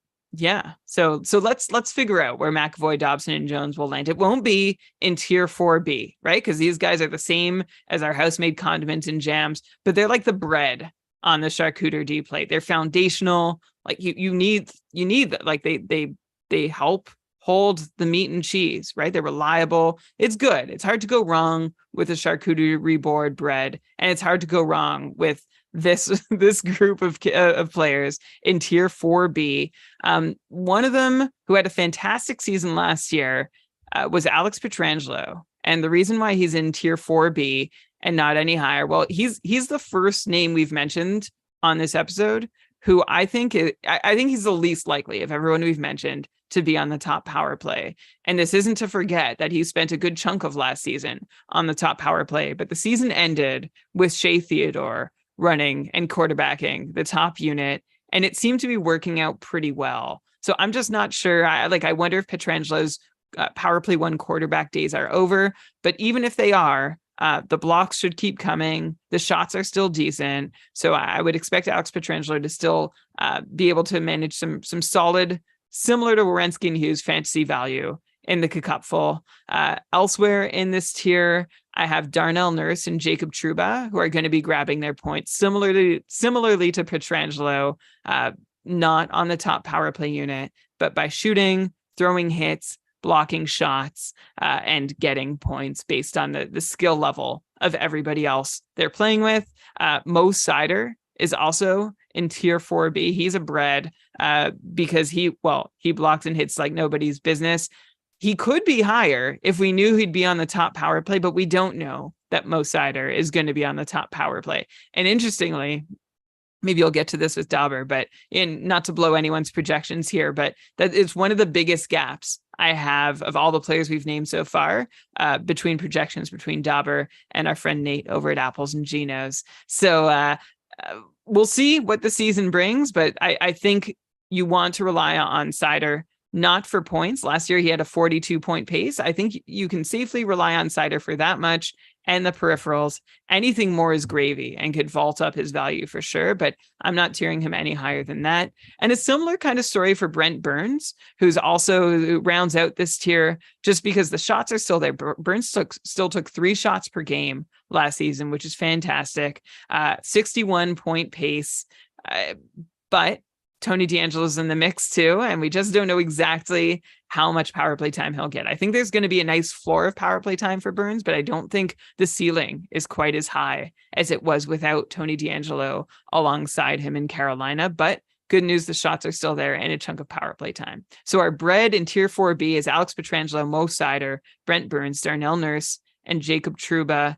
Elon, do you think I've got this group right together as being like reliable, high floor performers? Yeah. So, okay, here are my thoughts. And again, like you said, living documents, I want to talk this through with you. I think now that we only have Werenski and Hughes in 4A, I'm just going to kind of think of all these guys as tier 4, even though maybe we have these like different reasonings. But yes, we have Werenski, Hughes, Pietrangelo, Sider, Burns, Darnell Nurse, and Trouba. To me, like Darnell Nurse and Trouba, especially Trouba, jumps out at me as someone who is just like how many points did Trouba get last year? I'm just like bringing it up now. 30. So we're depending on only it just seems like he's such a low point producer that like if his ice time goes down, like I don't know, it just seems like I don't want to rely on him in this way, like this high, like on the same tier as like a Zach Werenski. Like I get it that Trouba hits and blocks a lot, but I don't know. It's hard for me to put someone who gets 30 points unless you think he has like more offensive upside to give. And I don't think he does. Like, and in terms of like how New York uses him, like that Keandre Miller is just getting better. Like obviously Adam Fox is there. I know there's this guy, Zach Jones, that Victor tells me is decent. That's going to be coming up. So like, I think I don't love Trouba here, but I like everyone else. Darnell Nurse also concerns me a bit with Ekholm in the picture. I wonder if that gives Edmonton the opportunity to not play Nurse as much. And maybe that does hurt his peripherals, which then hurts his ceiling. So yeah, to me, like I think Nurse and Trouba kind of don't fit in. And also, if you look at points from last year, like Burns averaged more, Pietrangelo averaged more, like Hughes averaged more, Werenski averaged more. The only one that averaged less than Nurse and Trouba is Moritz Sider. But I think Sider is one of these guys, like you said, that's sort of like that ceiling is there to leave him here. Like I think there's like a floor that could be low if he doesn't get the top power play, but also he could be like 2 seasons ago and just be like incredible. And like it's such great value here. So I'm good to leave Sider, but Nurse and Trouba, I just don't see the upside. I only see like downside. So I maybe would consider moving them down. I hear that. Like they're the only ones who we know aren't going to see top power play time here, right? Like Pietrangelo, or even Sider, second power play, maybe. Yeah. Pietrangelo, Sider, and Burns are going to see top or have a decent shot at seeing power play 1 or at least power play 2 time. Nurse and Trouba don't. So I hear that. Elon Trouba's like hits and blocks, or it's just so reliable. I remember playing in the cupful last year and being like so short on D. Like I was down to Luke Shen as my only defenseman. And I was looking at the Jacob Trouba manager and just like wishing I could have someone after, working the wire and trying to find someone reliable. Like there is value to knowing that someone's going to give you that floor. But Okay, let's see if we can find Darnell Nurse. Like, I hear your arguments. I can buy in. Let's see if we can find Nurse and Truba a home a little further down. Okay, so that's tier 4A and tier 4B are done. We've moved on from our condiments and jams and our bread, and we're moving on to tier 5, which these guys in tier 5, so they're like power play 1-ish. We've seen them there before. There is a good chance they'll be there again, but we're not 100% sure they'll be there again, and that's the challenge here. When they have been on the top power play, they've produced there, but we haven't, like, it's in question for a lot of these guys whether or not they're going to be full-time power play quarterbacks, take turns, or maybe just like not get much of a turn at all. So I don't know. I think I'm stretching the charcuterie board analogy here, but You're doing great. I'm calling these guys our pickled things, where, like, you know, you take a break from the other stuff, like the meats and cheeses and breads. Like, this is where you go when, like, those things, like, you're full of those things, and you're like, okay, I'm just gonna try a little something different. Like, then this is the next best thing. You know, change the texture, change the vibe, and land with one of these guys in tier 5, who I see you've moved McAvoy, Dobson, and Jones here. Is this like a for sure thing, or are you just like, are they tentatively there? Well, I feel like we agreed that we're not in tier 4. Yeah. I'm assuming we're not. I'm good to move them down to tier 5. Let's see how they sit. Say the other guys, and we'll see if McAvoy, Dobson, and Jones fit here in tier 5. Sure. Well, like, and power play 1-ish defines McAvoy. Also, a lot of the guys already in tier 5 have a great track record. Okay. Here they are. We've got Victor Hedman, who we still have no knowledge as to why he was off the top power play last year. None. I wish we did. We don't. So that's still there. And Sergachev is here with Victor Hedman. Sergachev had a crazy good season last year. If you told me he was going to be on power play 1 for more than half the games next season, I would bump him up. But I don't know that's going to be a thing. And Sergachev, when he's not on the top power play, he doesn't shoot a lot, and he doesn't necessarily produce a whole bunch either. He really needs that top power play, and I don't want to reach for him too high, because the weeks where Sergachev is not on the top power play are going to hurt. So Sergachev and Hedman both there. Chris Letang is also in this tier of pickled things where we don't know yet if he's going to be on the top power play, if the Penguins will find a home for him with Erik Karlsson in the mix. Or, like, the suggestion so far is that Letang can play on power play 1 if he wants to, but we'll see how it shakes out. I don't want to draft Chris Letang with the expectation that he's going to be there 82 games like he has been for his entire career. I've also got Vince Dunn, who is likely to split time, you know, kind of on a power play 1A unit. Shea Theodore, who, as I mentioned, took over the power play quarterback job from Alex Pietrangelo, which I think makes sense. I think he's the better offensive defenseman, but we've only seen a small slice of Theodore in that position as a no-doubter. And Vegas also seems to occasionally like to split their power plays anyway. So there's still, the jury's out, but Shea Theodore, 2.5 shots per game last year, a 61-point pace. He was great. Vince Dunn, by the way, 65-point pace, right up there with Sergachev, 66. So, but the thing that Dunn and Sergachev have in common is that they don't shoot a ton, which is different from the last two guys in this tier, Jacob Chychrun and Aaron Ekblad, who both had 3 shots per game last year. Chychrun, a 56-point pace, which was not completely sustainable due to a dearth of top power play guaranteed time. And then Aaron Ekblad had a 44-point pace, which I think is actually reasonably sustainable and helps by those 3 shots per game is one of the reasons he's here. He's also here because I still think there's a chance that Ekblad sneaks onto the top power play in Florida. He's power play 1-ish. He has a track record of being valuable, but I'm not 100% sure he's going to get there. It could be a bit of a flub. He barely snuck into this tier, but he'd probably be my bottom pick of the tier, but I still think he's better than the rest of the guys that I'm going to name in the next sort of the next tier below that matches up, or the next tier below that aligns the most with these guys. So there it is. Tier 5, Sergachev, Hedman, Letang, Dunn, Shea Theodore, Jacob Chychrun, Aaron Ekblad. Elon, thoughts? Yeah, lots of thoughts. This is great. So first of all, are we good to just throw in McAvoy, Dobson, and Jones in with this tier? Let's make that official. Yeah, I think McAvoy and Dobson fit in. Like, Jones strikes me as just having more upside than a lot of the like Jacob Chychrun has big upside. Mike, okay, all right, yeah, Dobson fits.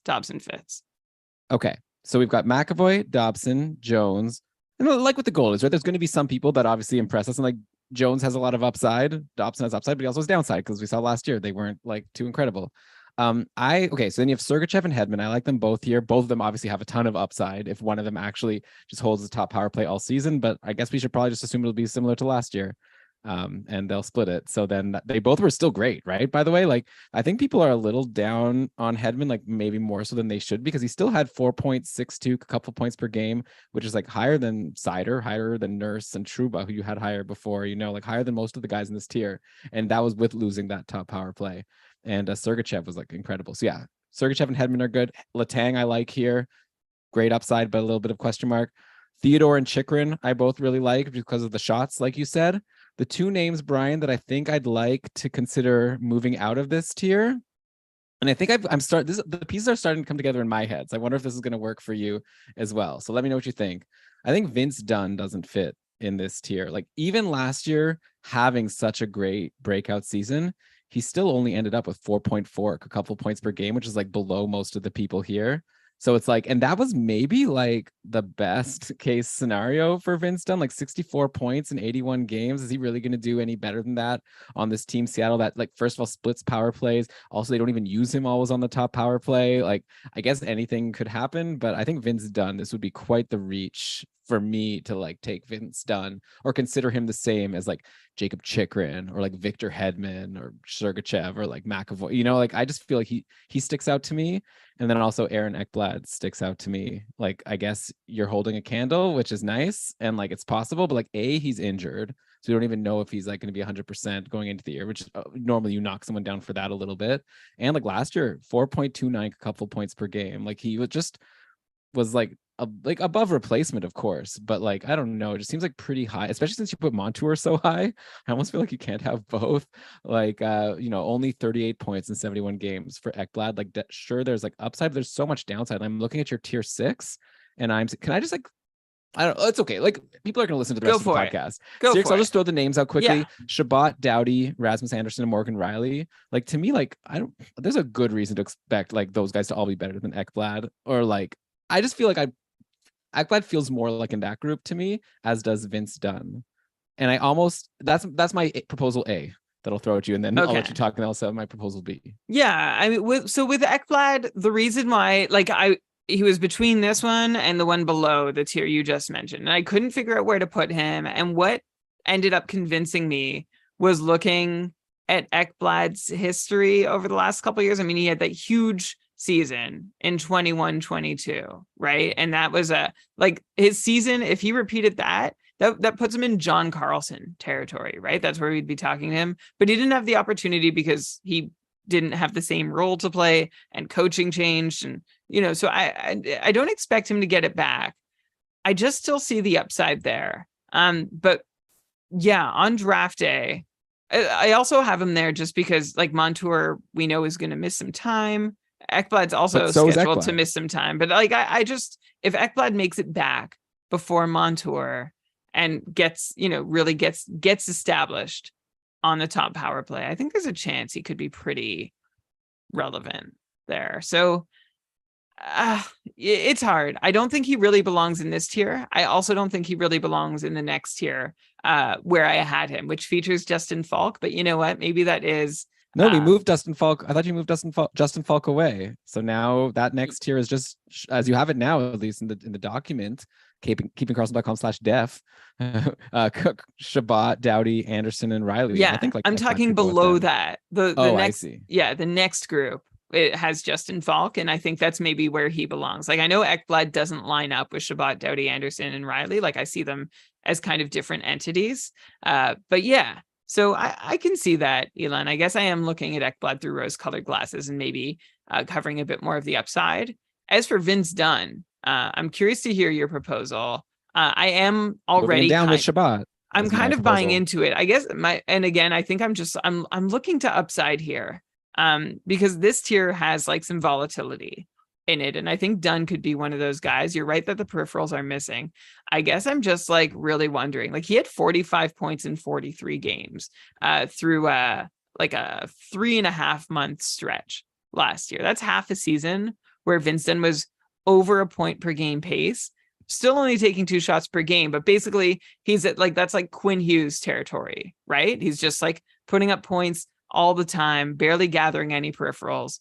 And I just am not, I don't know if there's a reason to expect him to do that for a full season next year. Like when I look at his numbers last year, like he gathered a lot of points on the power play. I just don't see anything unsustainable, but that is for the 82 game total, which included some dry spells outside of those 45. And when they were dry, they were really games. dry. Yeah, right? Which is how it goes in Seattle too. So, I don't want to be a pushover here, but I also want to honor your feedback. And I agree. If I am drafting, I would like our next tier of Shabbat, Doughty, Anderson, and Riley before Ekblad and Dunn. I feel like I have a history of disrespecting Dunn and didn't want to fall into the same trap, but I'm glad you're helping check my like reverse biases here. All right. Well, so for now, then let's keep tier 5. Then we could. So I've moved those 2 out. So that means tier 5 becomes McAvoy, Dobson, Jones, Sergachev, Hedman, Letang, Theodore, and Chychrun. Can I speak on Chychrun for a second? Yeah.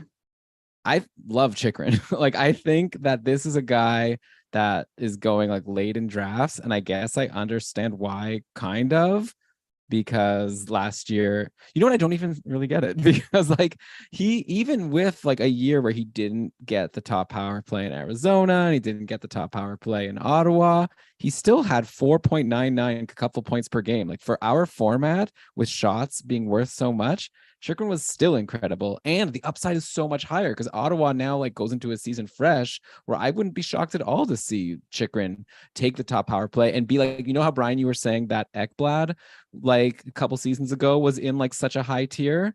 Like Chychrun was right there with him. Like it's all it takes is like a little bit more opportunity. But even without, so I don't know. I really like Chychrun, but I'm fine to leave him in this tier. Though I would be, I honestly would put Chychrun actually up with Pietrangelo, Seider, and Burns. I feel like he fits in with them. He had more couple points per game last year than Seider and Burns, and was very close to Pietrangelo. And that was in a year where he didn't get the opportunity that I think he can this year. And well, that was also in a year that he spent in Arizona quarterbacking a top power play. But no, so, like Ghost Bear was quarterbacking the top power play a lot of the time. Remember? Chychrun had eight power play points. Like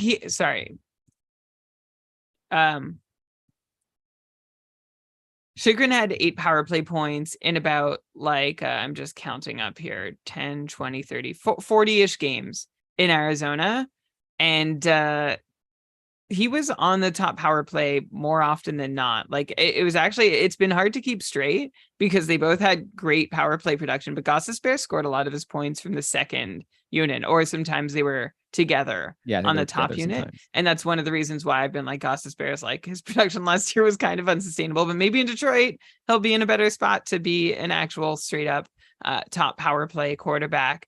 So Elon, like I definitely appreciate your optimism on Chychrun, and the peripherals are there to support. Like they provide a nice floor.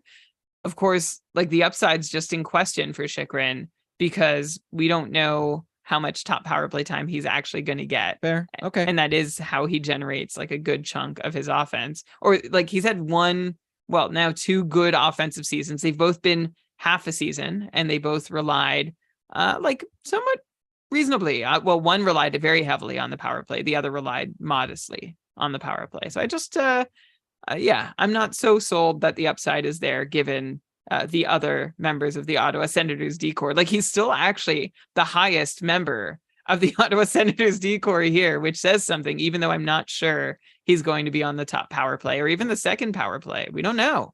Yeah, fair. So, okay, I'll just say that for me, like Chychrun is my, like we talked about with Mason and Trev, like he's my personal sleeper. Like I think if he's falling to this level, like I'd rather let someone else take like Brent Burns higher. Like Brent Burns is being taken 76th overall in mock ADP, and Chychrun is at like 105. Like I'm happy to like take a couple forwards and get Chip. That's my opinion. But anyway, the biggest spread in this tier is Mikhail Sergachev going 70th in our mocks to Chychrun at 105. So I assume you would prefer Chychrun. I mean, I like them. I like But you could hear me like hemming and hawing. Like Sergachev is hard because I just don't know what's going to happen with the power play. But like obviously huge upside also. At the end of the day, even with Sergachev's amazing season last year, he still had 0.01, a couple points per game fewer than Chychrun. So I probably would. I'd like the shots. You know me, Brian. I've always been a sucker for, especially defense that shoots a lot. Like just that's why I love Roman Josi so much. But anyway, okay. So my proposal, I think we're in agreement here. Tier 5, we're leaving Chychrun there. Chychrun, McAvoy, Dobson, Jones, Sergachev, Hedman, Letang, and Theodore. And then that means we moved Ekblad and Dunn to tier 6 with which we haven't gotten into yet. But my second proposal is we still have our dangling Nurse and Trouba to deal with. I'm thinking just make them a 6B, like put them as like the bread of tier 6. So that's my proposal, but maybe you could get into tier 6 and then you can decide what you want to do with Nurse and Trouba. I find Nurse and Trouba more reliable than our current tier 6, which is Shabbat, how about talk about Doughty, Rasmus Anderson, Morgan Riley, Aaron Ekblad, and Vince Dunn. Like I know what I'm going to get night in, night out from Nurse and Trouba. They're not going cold. They're not losing power play deployment. They're just going to be there. And there's been a lot of talk in the chat about how reliable Trouba is and like how that is valuable in a head-to-head league, because a player who's like all over the place in their point, like two players can average 4.5 points a game very differently, right? Jacob Trouba does it by legit putting up 4.5 fantasy points in the cupful every single game because of his shots, blocks, and hits. Someone else might get there, like, I don't know, Vince Dunn, by having 2 couple points one night, 6 another, 1 another, 7, like there's a lot of, don't do the actual addition there. I'm not sure if that averaged 4.5 points, but you get what I'm saying. And I think there is value to having that from Jacob Trouba and Darnell Nurse. Like I wouldn't mind either of these guys as my top defenseman on my roster. Like I would So in that case, how about then tier 5B? So along with Chychrun, McAvoy, Dobson, Jones, Sergachev, Hedman, Letang, Theodore, why don't we put Nurse and Trouba with them? They could land there. Let's put them there. All right. So what do you want to call it then? They're pickled things. They're pickled things. Or we could like still keep them as bread. That could be a 5A and a 5B. I don't want to get, we already have so many A's and B's and foods. It's, we're good. Okay. We're good. It's not. All right. So let's recap then where we are right now. Okay. Where we are right now. Tier 1, Makar and Josi. Tier 2, Dahlin, Hamilton, Karlsson. Tier 3, Bouchard, Eric Karlsson. The other one was John. Miro Heiskanen, Montour, Morrissey, and Fox. Then we took an ad break, which I have as a row in the document. Then we have tier 4A was Werenski and Hughes. And then tier 4B was Pietrangelo, Sider, and Burns. And then we have a stacked tier 5 where basically we're saying all these guys we consider, like you could just pick and choose which one, which I think I'm with you on for the most part. It's just like how much risk you want to take versus stability.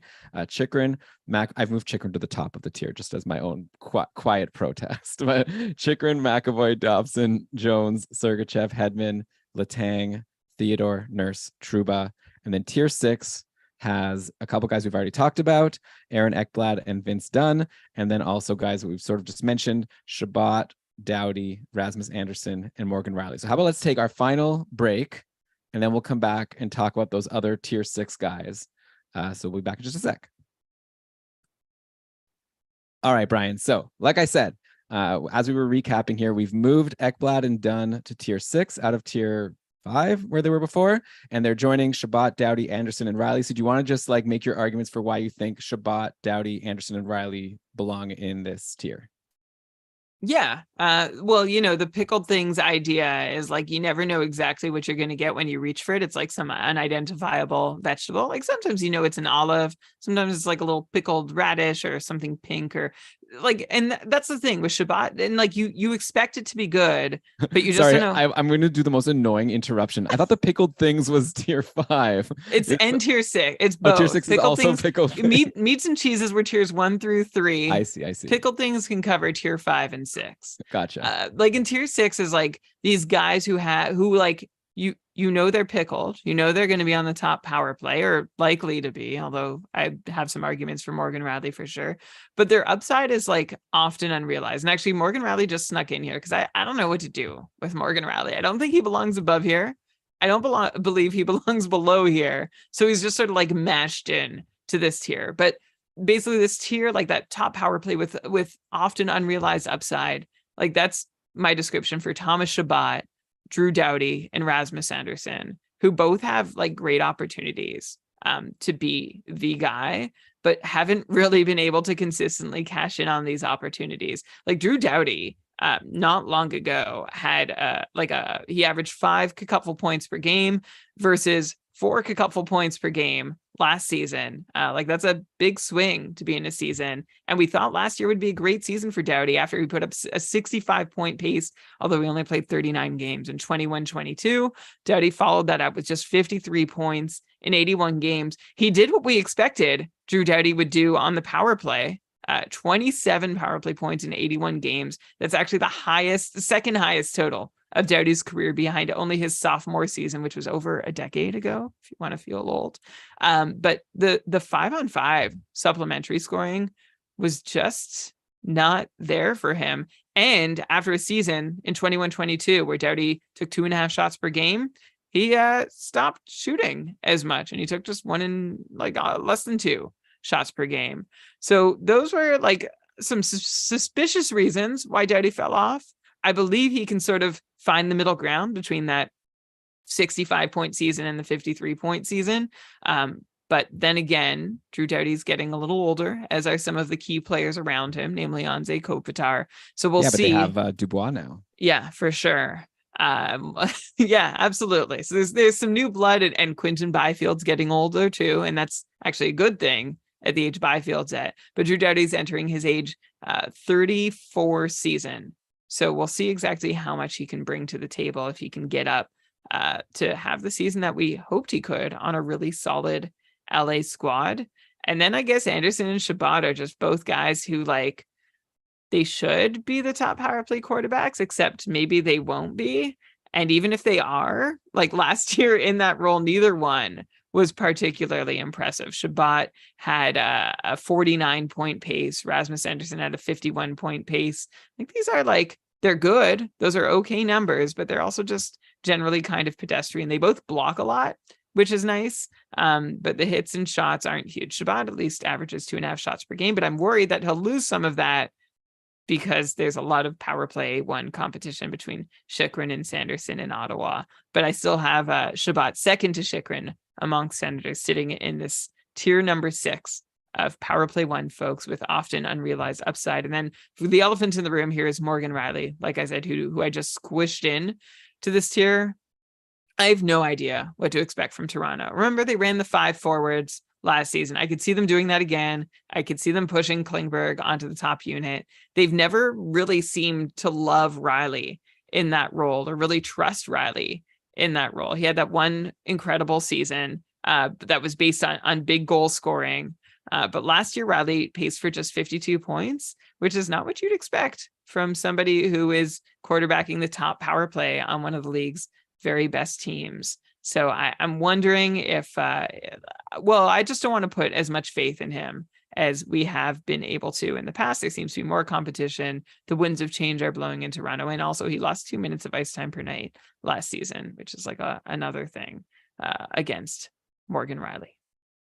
Yeah, I think I'm with you. I like Riley still in this tier. I think there's upside there. It was just 2 seasons ago. You're talking about his incredible 20 goal season back in 2018-19, but even just 2 seasons ago, he had 68 points, 10 goals and 68 points, which was definitely something that would earn him the highest in this tier in terms of it. He was almost 5 couple points per game. We're talking about guys here between 4 and 5.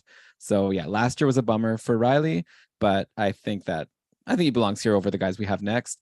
And I think I'll just mention for Rasmus Anderson, if you're one of these people that's thinking that Huberdeau and Kadri are going to have a big, bounce back now that there's a new coach, that, Huberdeau is going to finally be able to realize, if you're in that camp, which is, so hard to predict, then that would be good for Rasmus Anderson because he's their guy, right? So Noah Hannafin might not even stick around.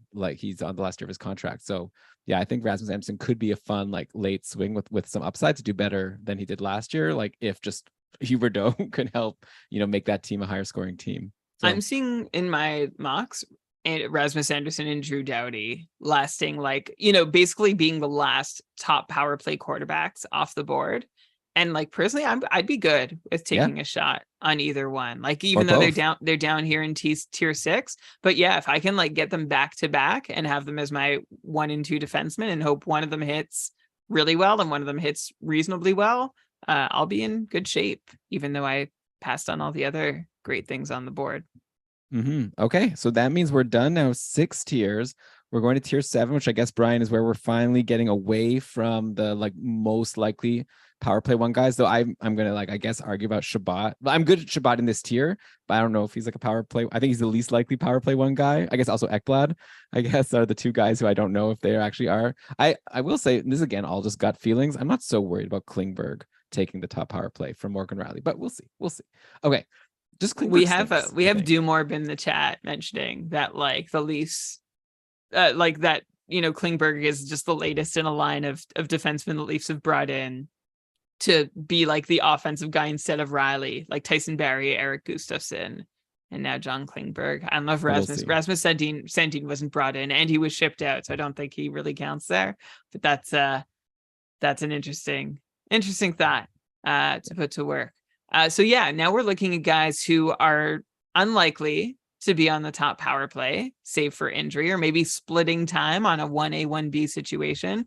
And I've named these guys, you know, like the bread guys earlier were your reliable floor with some upside. So those Pietrangelo, Seider, and Burns. I've named these guys the crackers. Like they're not quite as hefty as the bread. You can't put quite as much on the cracker as you can the bread, but you can still rely on it to be like a foundation for some kind of spreading or cheese or meat. So you've got Justin Falk over here, Devin Taves, Bowen Byram, Adam Larson, and Jeff Petrie. And again, so like Justin Falk is the one here who might be on a power play one, might be, don't know exactly what's going to happen in St. Louis this year.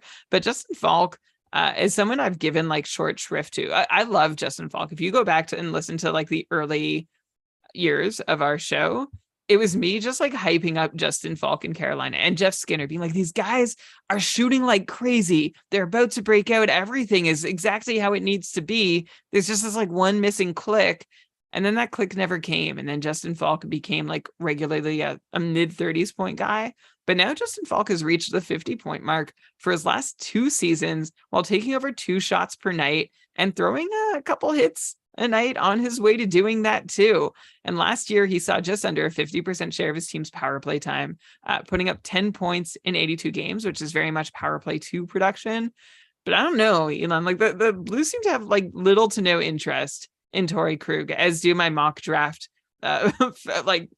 comrades who are passing on him. Like he's going 215th overall on average, Torrey Krug, and Justin Falk is going 75 spots ahead of him because of that floor he offers from those shots, those blocks, and those hits that Falk is able to gather with, again, 2 consecutive 50-point seasons. So I guess, Elon, my question for you is Justin Falk too good for this tier with Devon Taves, Bowen Byram, Adam Larson, Jeff Petrie, or do you think do you see the thread connecting them all? I think that it's okay. I mean, I have some questions with a couple of them at the bottom, but I think Justin Falk. Well, actually, no, because I feel like maybe Falk and Morgan Riley and Aaron Ekblad are similar to me. So I almost wonder if maybe they should be together. So I don't know if that's moved. So I'd be okay to move Falk up, I guess. Yeah.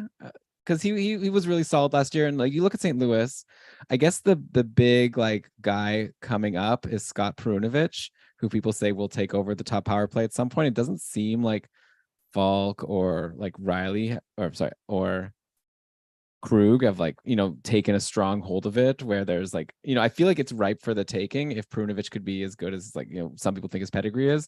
But that's like, I don't know if we need to spend too much time worrying about that, like kind of worry about that when it happens. This isn't like a situation where like Scott Perunovich is like, a super high pedigree defense. It's just someone I know a lot of people like. So I'd be okay to move Falk up with Ekblad and Riley. And then I wonder almost if there's like a tier here, because tier 6, remember, was Dunn, Doughty, Anderson, Shabbat, Ekblad, Riley.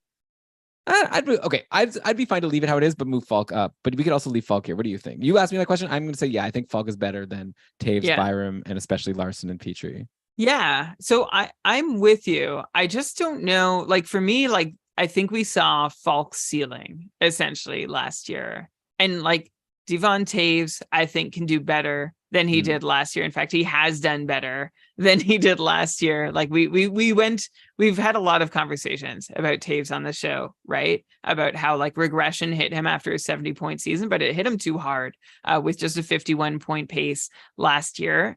And I think he falls somewhere in between as somebody like a Justin Falk, but who can actually put up even more peripherals. I think Adam Larsson is here as like a really steady companion to Justin Falk. Like he's like the Jacob Trouba of this tier. The hits and blocks are there. The shots are half decent. And Adam Larsson has been able to get in on, he pays for 33 points last year, which is actually like a vast improvement over almost ended. Like it's a career high. He pays for 25 points the year before in Seattle, 15 and 10 the 2 years before that in Edmonton. I don't think he's on like this upward trajectory, but I think maybe Adam Larsson has found kind of like a new baseline. And I wonder if what makes you think he's found a new baseline and not it was just like a year where he was like, that was the anomaly. Like he's never even had more than 25 points. The last year he had 33, which made him like have a pretty decent points per game. But like, what if he just goes back to being a 25-point guy and then you like wasted this super high pick? Which he totally could. The difference in Seattle is that Adam Larsson has become like a top pairing defenseman, seeing top pairing minutes. And like his points per 60 rates were high last year, like higher than they've ever been at 5-on-5. And I'm not seeing like any big number indicating they were unsustainable. Like Zanai's shooting percentage was maybe a little high. All right, nearly 10.5%. So if that regresses, I think he could probably still be around 25, 30 points. I guess he was just, like I hear what you're saying. He probably does. Yeah. Now I'm like, I don't know that he's quite in the same tier as Falk. But again, I don't know whether to move Falk up or down. I think I would move Larsson out. I think Falk, Taves, and Byram are like good and like pretty like reliable, but maybe the reasons why you don't want to have them even higher. Then I think Larsson and Petrie don't fit in with those two. Like Jeff Petrie, a lot of people probably don't even realize what team he's on. He's on Detroit now. Like at least in Pitts, like I don't know. It's like Jeff Petrie's older. Like I know he was decent enough last year, but he could also just be a super depth guy for Detroit. He's not like part of their long-term future or anything. They have a lot of defensemen on the depth chart ahead of him potentially. Decent peripheral floor though. Yeah, he's like Larsson.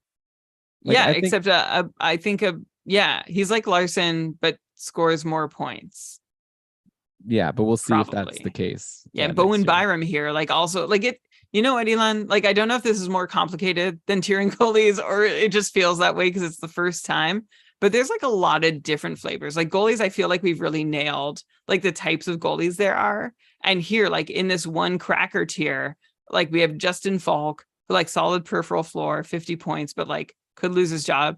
Devon Taves, who's been a lot better in the past, but had an off year last year. Bowen Byram, who really needs an opportunity to do well. Like he's honestly like I would prefer Adam Larsson to him if I'm just picking someone night in, night out versus trying to catch lightning in a bottle with Byram. And Jeff Petrie, who's been like almost as like he's been reliably decent, like Falk and Taves, but he's in a new place. It's tricky. Definitely. Well, hopefully the listeners are cutting us some slack here and not yelling at us through their phones. But okay, Brian, let's leave it then as now tier 7. Let's go to your tier 8 and then we'll see if we want to like move anyone around between 7 and 8 here. All right. Tier 8. Tier 8, I have A and B. All right, we've got the offensive side and we've got the peripheral side. So I've named the offensive side our nuts tier. Like they're like, like you're not reaching for them constantly on the CharcuterD board. And like some of them might be candied. Like it might be a nice surprise when you pop one in. Maybe it's smoked or spiced. But like if there's nothing special about this nut, like it's like really disappointing. And like if you can tell it's just a normal nut, like it's unwanted. Like it's nothing special. Who cares? Right. So these are the guys who match that profile who if they work out, wow, will it work out for you? But you can't really tell from here. It's like you have one of those bags of like cashews and peanuts and you might get a cashew or you might get a peanut. And there's it's only just a big three difference. cashews in the bag. They've decreased the number of cashews in the bag. And they'll probably here in this list, 3 of these defensemen will work out and be amazing, and the others will probably be in the waiver wire. Yeah, and there might only be 2 because David Schwimmer's dad has altered the recipe. Okay, we'll see if anyone gets that reference. All right, in our nuts tier, and nuts to you, yeah. If you miss any of these guys, so Torrey Krug, Tony DeAngelo, You'll be fine. Tony, I don't know what's better, Elon. I'm just going to name the guys: Torrey Krug, Tony DeAngelo, Jake Sanderson, John Klingberg, Hampus Lindholm, Gustav Forsling because of the injuries to Ekblad and Montour, Shane Gostisbehere, and Sean Durzi. I think all these guys, save maybe Torrey Krug, have a chance to make noise on the top power play. Krug's here because he's the only one. One of the only ones who's really made noise on the power play in the past and proven himself to be capable of the role. It's just a matter of whether he gets the chance. I mean, DeAngelo's been there, Klingberg's been there, Gostisbehere has been there, but a lot of these guys are unproven. They might get a shot to prove themselves, and the proven guys may or may not get a shot to prove themselves. And even when they do, we're not 100% sure they'll hold up. So I've grouped all of those 2 kinds of offensive power play 1 potential guys together. Elon, does anyone stand out as not belonging in this tier? I like this tier. It's like a fun tier of guys with like a wide range of potential outcomes, right? Like the ones that jump out at me as like potentially being really good are like Jake Sanderson. I think has that huge upside, but obviously also huge downside. Like he's only going into his 2nd season, but if Ottawa does decide to lean on him like they did at the end of the year, if you recall, there was a stretch where he was the top power play guy over Chychrun and Shabbat. So that could be huge. But yeah, he's a guy you swing on maybe late. Forsling is really fun because he might just like run the power play at the start. And he actually had a good year last year, even not with that role. Like he's not at your level of like a Trouba or even maybe an Adam Larson, but maybe he's not too far away. Like last year, Forsling averaged 3.92 and Larson was 3.98, so they were pretty close together. And that was with Forsling not getting like too many points. Like he ended the season with 41 points, which is obviously like higher than Larson. But I think like it's fair to expect next year also for Forsling, regardless of power play, to have a few more points. He's like a more offensive guy, and he has like 105 blocks. Like good peripherals, shoots a bit. So I like Forsling also a lot. But I think overall with this tier, when you ask me like who doesn't belong, it's like Hampus Lindholm like was so great for a stretch of last year. Like there's obviously the chance that he just like runs the top power play in Boston. He probably actually has the highest chance of running the top power play in this tier now that I think about it. But yeah, I think everyone fits. Like I have got my own personal guys that I'm not super high on. Like I'm not super high on John Klingberg, like I said. But he also, like I'm seeing, we listed here that, like you said, the Dauber projection, the apples and Genos. And like, I think it's the same with the mock drafts when Kevin listed the variants. I think Klingberg, like some people think he's going to be great. And some people think he's like nothing. And I think you can make an argument either way. So it's just sort of like, if you want to take the swing there. Brian, honestly, I don't really have notes here. Sean Durzi, it's fun that you have him this high because we used to hate him so much, but obviously I know we've already discussed this, and that was just in LA, in Arizona, obviously a really great opportunity for Durzi. It'll be fun to see. And Gostisbehere, I mean, he had that great run last year in Arizona, so it all depends on like his opportunity in Detroit. So like everyone here is intriguing for sure. DeAngelo we haven't even talked about, but we talked about him when he got bought out and then signed. Like he's ran the top power play on Carolina before. Like maybe they like him in that role. So we'll see. One thing that makes like that's it. Like a lot of these guys we'll see, but one thread that connects them all is that they're also like really low peripheral guys. Like if you have them and they're not doing, like they're not on the top power play or things aren't clicking, they're doing so little for you that they're going to be hard to hang on to. And I think that'll be the challenge, right? Like, can you be patient enough, or should you not be patient? Or like, are you going to jump on them at the right time if they are dropped into free agency? Like I could see these guys causing a lot of fantasy manager like fits and like regrets. I think that I agree, except for like maybe Lindholm and Forsling, I think have a bit more. Like Forsling had like 100 blocks, I think, and Lindholm.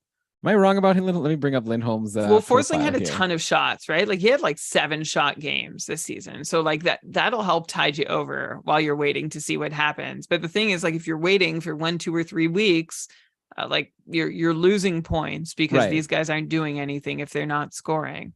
Yeah, but I'm also looking at hits and blocks for like Lindholm was like over 100 blocks and like a hit per game. Not amazing. That's not great though. Yeah. Like okay. Yeah, you've got Jake Sanderson, like blocked a bunch last year, and Sean Jersey blocked a bunch last year. And by the way, I have Sean Jersey here over Juuso Valimaki. Like Valimaki could easily be in this tier. This is your hunch, and I'm with you. I guess, and yeah, and I'm also like Jersey at least has the blocks to tide you over while you're waiting to find out, whereas Valimaki doesn't. Okay, so that's tier 8A. Those are our nuts. Tier 8B, we're going to another group of of guys who are tiered based on their floor of peripherals. And I'm calling these guys the crustinis. We've been through the breads and the crackers. The crustinis are like the last like carb on the charcuterie board, right? I argue not with the players, but just I think crostini's higher than crackers, right? Like, so it's exciting to get crostini. It's exciting, but usually when I'm having a board, like they're the hardest thing. They're so hard. Right. So like you know, like when you grab a cracker and it's like easy, even if you know it's not going to be as good as the crostini, it's easier to eat. And I guess the cracker also supports the nice cheese and support its own thing. Yeah, exactly. So the crostini is like the last of the foundations on the board. So these are the last peripheral guys who are worth grabbing, in my opinion. And I've tiered them all together. We've got Mackenzie Weegar, K'Andre Miller, Matthias Ekholm, Neil Pionk, Noah Hannafin, Brady Shea, and Philly Fronek, to quote you, Philip Fronek. And I guess like I will say, like there's some interesting upside in this tier. Like K'Andre Miller could be a reliable peripheral guy, especially if he starts playing as much as Jacob Trouba. He could be almost as good as Jacob Trouba. We're not expecting a whole lot of points out of him. He had a couple big runs last year, but there is some upside there from Miller. He's not going to be an offensive defenseman, but I think just as his deployment gets higher, he'll be on the ice for more goals. Ekholm in Edmonton, he had a great point pace while he was with the Oilers. Some of it was not entirely sustainable. And Ekholm has also been overrated for years now, based on like he had like one really good fantasy season. And then everybody thought that Ekholm was at least going to be a good periffs floor guy. And he has not been. Ekholm is not a good periffs floor guy. He can choose to be occasionally. By the way, his good year was a 45-point pace season over 80 games, but he also took almost 2 shots a game, which was the first time in his career he'd been that high, and had a pile of blocks to go with, like just over a block a game. But he's never been a huge blocks and hits guy. He did start shooting more for a couple years in Nashville while putting up 40 points, but then it went back down over the last couple seasons. So Ekholm's an interesting one. And Philip Hronek over in Vancouver is also going to be interesting. His management, might be invested in seeing Hronek succeed in his age 26 season. There's upside here, an unknown upside. Like he has quarterback to power play before. I'm not sure there's room for him on the top unit in Vancouver, but maybe there is room for Hronek on the second unit. And if he's actually good, which there's a chance he is, he might be able to just collect a bunch of points as a top 4 defenseman. Last year, Hronek had a 50-point pace, splitting time between Detroit and Vancouver. That was fueled by 16 power play points in 64 games, which I think is really unlikely to happen again. That was unsustainable production, given that he only saw a 40% share of his team's power play minutes. But I could see Hronek finishing around 40 points, maybe gets a little bump up to 45 points with some extra deployment, and is asked to shoot the puck a little bit more. So this is like, and of course, Elon, I'll let you talk about Brady Shea's upside, but this is a tier with a solid peripheral floor that's not as high as our crackers, but there is some points upside here that's unlikely to be realized, but it's there. Yeah, I would almost like put Hronek up with the like Forsling, Gostisbehere, Jersey. Like it's all tier 8. Like you just have it as tier 8A and tier 8B. But Brian, I think Hronek is like fits in more. Like I don't think of Hronek as like a big peripherals guy. I think of him as a guy with like potentially some offensive upside, like a Gostisbehere. So I would make that swap if you're cool with that. But yeah, he's interesting for sure. We'll see how it goes. I think you've covered it pretty well. Ekholm, I'm interested in, as I think he'll have a good floor just because Edmonton scores so many goals. I think he's going to be on the ice a lot. And yeah, Noah Hannafin's always solid. Brady Shea, don't forget, did also get some power play one time last year over Brent Burns near the end of the year. It didn't really turn out to be like a lot of Brady Shea's like production didn't come from the power play, but like it was interesting. So yeah, these are all guys that I like the periffs, and then also some offensive upside. Like I know some people also still believe in Mackenzie Weegar. I don't know about that, but yeah, he at least gets a lot of hits and blocks. Fonte and K'Andre Miller, I think, is like a really great defenseman. So it like you said, the more ice time he gets, more points there. Brian, I see in the chat here we have a big controversy we that blew it. Someone's been left out. Someone's missing, and I'm sure a lot of people have noticed. Mike Matheson is missing. I don't know where he went from my sheet. He's not here, but he's got to be here. Like, we should have talked about him at least 40 minutes ago. All right, so let's find a spot for him. So I think there's 2 spots. All right. I'm going to think out loud. So Mike Matheson last year, 58-point pace in Montreal, 34 points in 48 games, had a fantastic return from injury, and was able to pick things up. He was pacing for like high teens power play points, but I think he really established himself as like a good go-to option for the Habs on the back end, while taking 2.5 shots a night, throwing a hit a night, and almost blocking 2 shots per night. So like Mike Matheson doing a bit of everything, having some nice point totals to go with it. Some of it like not quite sustainable. Like, I'm not sold that Matheson can be a 60-point player in Montreal, although like if his 5-on-5 falls off a bit, maybe his power play production could pick up a bit. But I don't like 60 is still within reach for Mike Matheson, even if I'm not projecting him to get there. I think Elon, I'm looking at where Matheson's cupful fantasy points per night rank above Werenski and Hughes, who are both in tier 4A, our house-made condiments and jams. And I kind of like, tell me if it's a hot take. Like the easy place, Elon, if I wanted to make this easy, I put him with our pickle things. I put him with Chychrun, McAvoy, Dobson, Jones.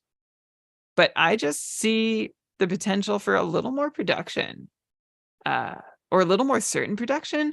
I don't know. Am I crazy? Where do you have him? Like, I think tier 5 is the easy way. I guess I'm trying to be a hot takeist here by saying, should we consider him with Werenski and Hughes? Where do you have Mike Matheson landing? I think tier 5 sounds good, especially since you didn't let me move Jacob Chychrun out of tier 5. Okay. I feel like, Dobson, McAvoy, like Hedman. Are we really ready to put Mike Matheson like higher than these guys? Letang? Like, come on. Yeah, I think he's guaranteed on the top power play. First of all, like guaranteed anybody is a else strong in this tier. Like, guaranteed is a strong word. Like, for a guy who held it for, like, he was injured for a lot of the year. Like, it went well when he was there, but it's still like a short time. And Montreal does have some other guys. They have like Gouli, who I know they're ready to give a shot to at some point. Like, I'm not, I don't know for sure. Also, like, there's the injuries. Like, I think Matheson in tier 4 would be like a bit of a swing. It's a stretch. It's a swing. You're right. He belongs in tier 5. But I'm good with, if you feel strongly, we could put him at the top of tier 5. Oh, I don't care. We'll put him under Chychrun. There's no hierarchy within the tier. Okay. Okay, on to tier 9, Elon, where there's 2 tiers left. But let me just make it clear that I do think Matheson will run the top power play. So, okay. But also we have Dobson up in tier 5, and he's also for sure going to run the power play. So it's not like tier 5 is like no one that's guaranteed. So I think it's fine. I think Matheson and Seth Jones are probably safe to have in the same tier. Like, I see a lot to compare there. Okay, we're getting to the end here. This is really the last relevant tier, in my opinion. This is I'm calling it the fruit tier. All right, there's a satisfying sweetness that you might get from these guys, and you may use them to balance the savory side of your plate. Like, if your plate is like starting to bore you, or okay, I'll just go back to, if your draft is starting to bore you and you're ready to take a swing and change it up a bit, these guys all have the potential to surprise you. They have big upside. All right. Fruit doesn't really have big upside, but let's just play along. We've gotten this far. And so tier 9, Luke Hughes, these are all guys who could get an opportunity and seem capable of running with it should they get that opportunity.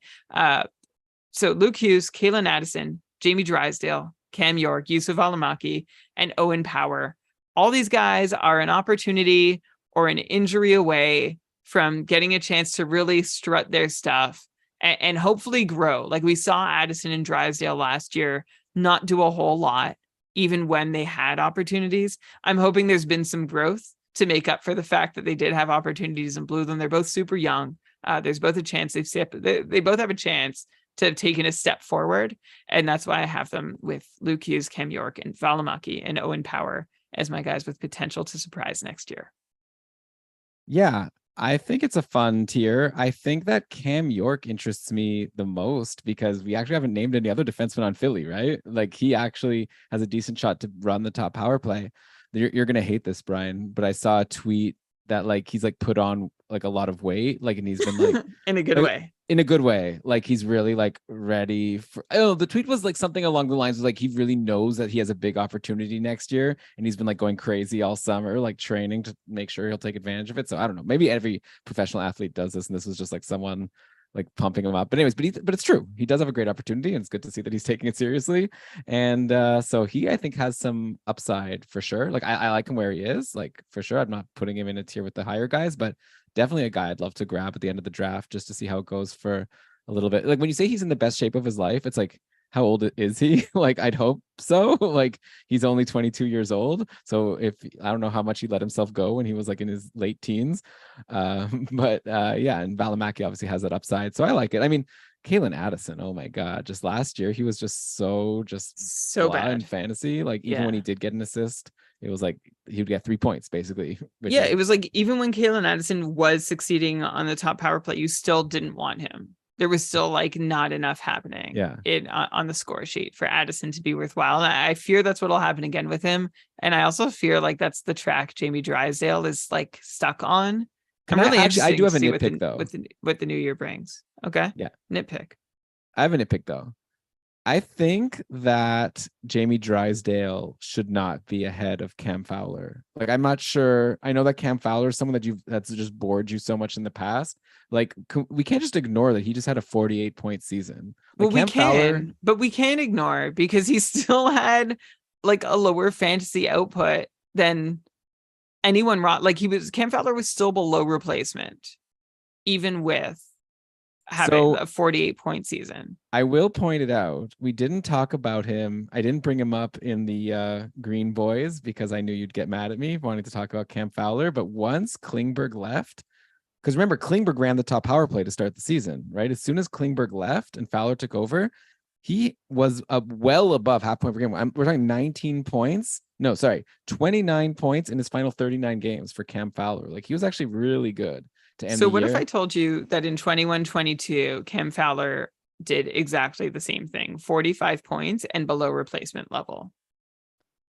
Okay, well, first of all, I'm just saying I like Cam Fowler better than Jamie Drysdale.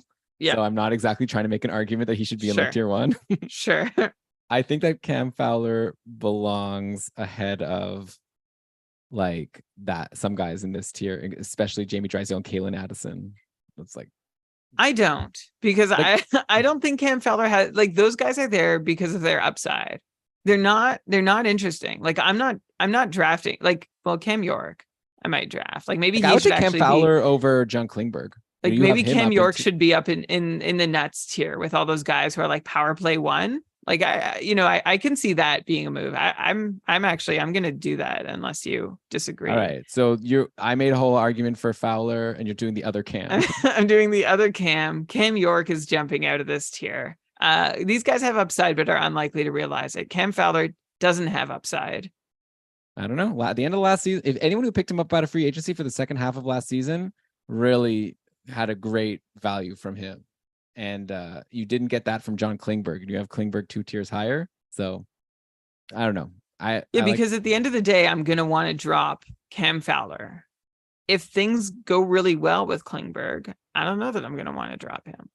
I guess. All right. Well, it's a big if. I hear you. I'm looking at the run Fowler went on, 22 points in his last 28 games. It was incredible. That was really strong. He had a particularly good I'm just looking like month where he had 16 points in 14 games where he only took 16 shots. I want both Cams in tier 8 personally. I don't know, Elon. Outside of that month, Cam Fowler did like next to nothing. All right, then I want to put Jamie Drysdale down to tier, like a lower tier than Cam Fowler. I just don't see a reason to have him higher. I do. He's the future. No, it's like at this point, he's not even. It's like you've already given up on Jamie Drysdale. I mean, Anaheim has so many He's like 21 years exciting old. defensemen at this point. Like I'm not giving up on Jamie Drysdale, but if you look at what Mintyukov and Zellweger did in the minors last year, like it just seems like they've already overtaken him in terms of hype future defensemen in Anaheim. Okay. All right. That's fair. Fine. If like I still No, this is your list. If those guys make the roster, like I will move Drysdale down. Okay. So Brian, you're pitching me, but I think it's the kind of thing where it's like only like I'm allowed to make suggestions, but at the end of the day, it's your decision because this is your list. So like I'm good to leave it. It's not something we need to even discuss much longer. I do have Cam Fowler in the next tier. All right. It's not like a big chasm. So my next tier, but it's different from fruit. This is my like the remaining tiers are what I'm calling the wilty kale. Like that garnish on the plate. That like you don't even want it. You're not gonna eat it. It looks sad when it comes, or it might look a little sprightly when it arrives. I love how you're like, don't worry, Cam Fowler's coming soon. It's not that bad. And then you're like, he's the wilty, crappy kale. Well, like, it might look good briefly, but then by the time you're busy, like you finish all the cheese, the meat, the nuts, the condiments, the pickled things, even the fruit, it looks sad just there alone and like is probably wilted somewhat. So these are guys I like. The top of this tier, maybe I should have called fruits. This is I have a group of guys at the top who are the first tier of my wilty garnish, who have the potential to surprise, but are less likely to be rosterable than like other guys. I don't know. I'm not even sure, Elon. Maybe these guys are fruit. You tell me. Okay. I've got Jared Spurgeon, Cam Fowler, Jake Wallman, Rasmus Ristolainen, and Tyson Barrie. Like these are all guys that I feel like I'd be interested in, but in the first week, they're going to do nothing. And I'm not going to want to hold them past it. Yeah. Or even worse, they'll do like something and it'll be a tough decision of whether to drop them or not. Yeah. And you'll miss out on like Jamie Drysdale because you're busy holding on to them. Yeah, exactly. Like Wallman had that stretch where you were like drooling over Wallman. Like loved Wallman for a time. And then and then he actually like he gained like set and forget status for me on my roster. And then when I'm like reassessing, I'm like, did he earn this test? I'm like, oh my God, like he's doing nothing. I should have been more on top of this. I like this list. Can I throw another name that I want to put on this list that isn't on your sheet at all? I think he fits in here. Please. I think I want to put Damon Severson in with Spurgeon, Fowler, Wallman, Ristolainen, and Barrie, because Severson like is going to Columbus now. He could be like a top pairing guy, get a lot of minutes. I don't see why he's any worse than Wallman or Spurgeon. Agree. But, all right, let's throw him in. I'm gonna add him in right now. Add him in. I'm gonna go through. What's next? Yeah. So the next tier is near like if you're counting, this is tier 11.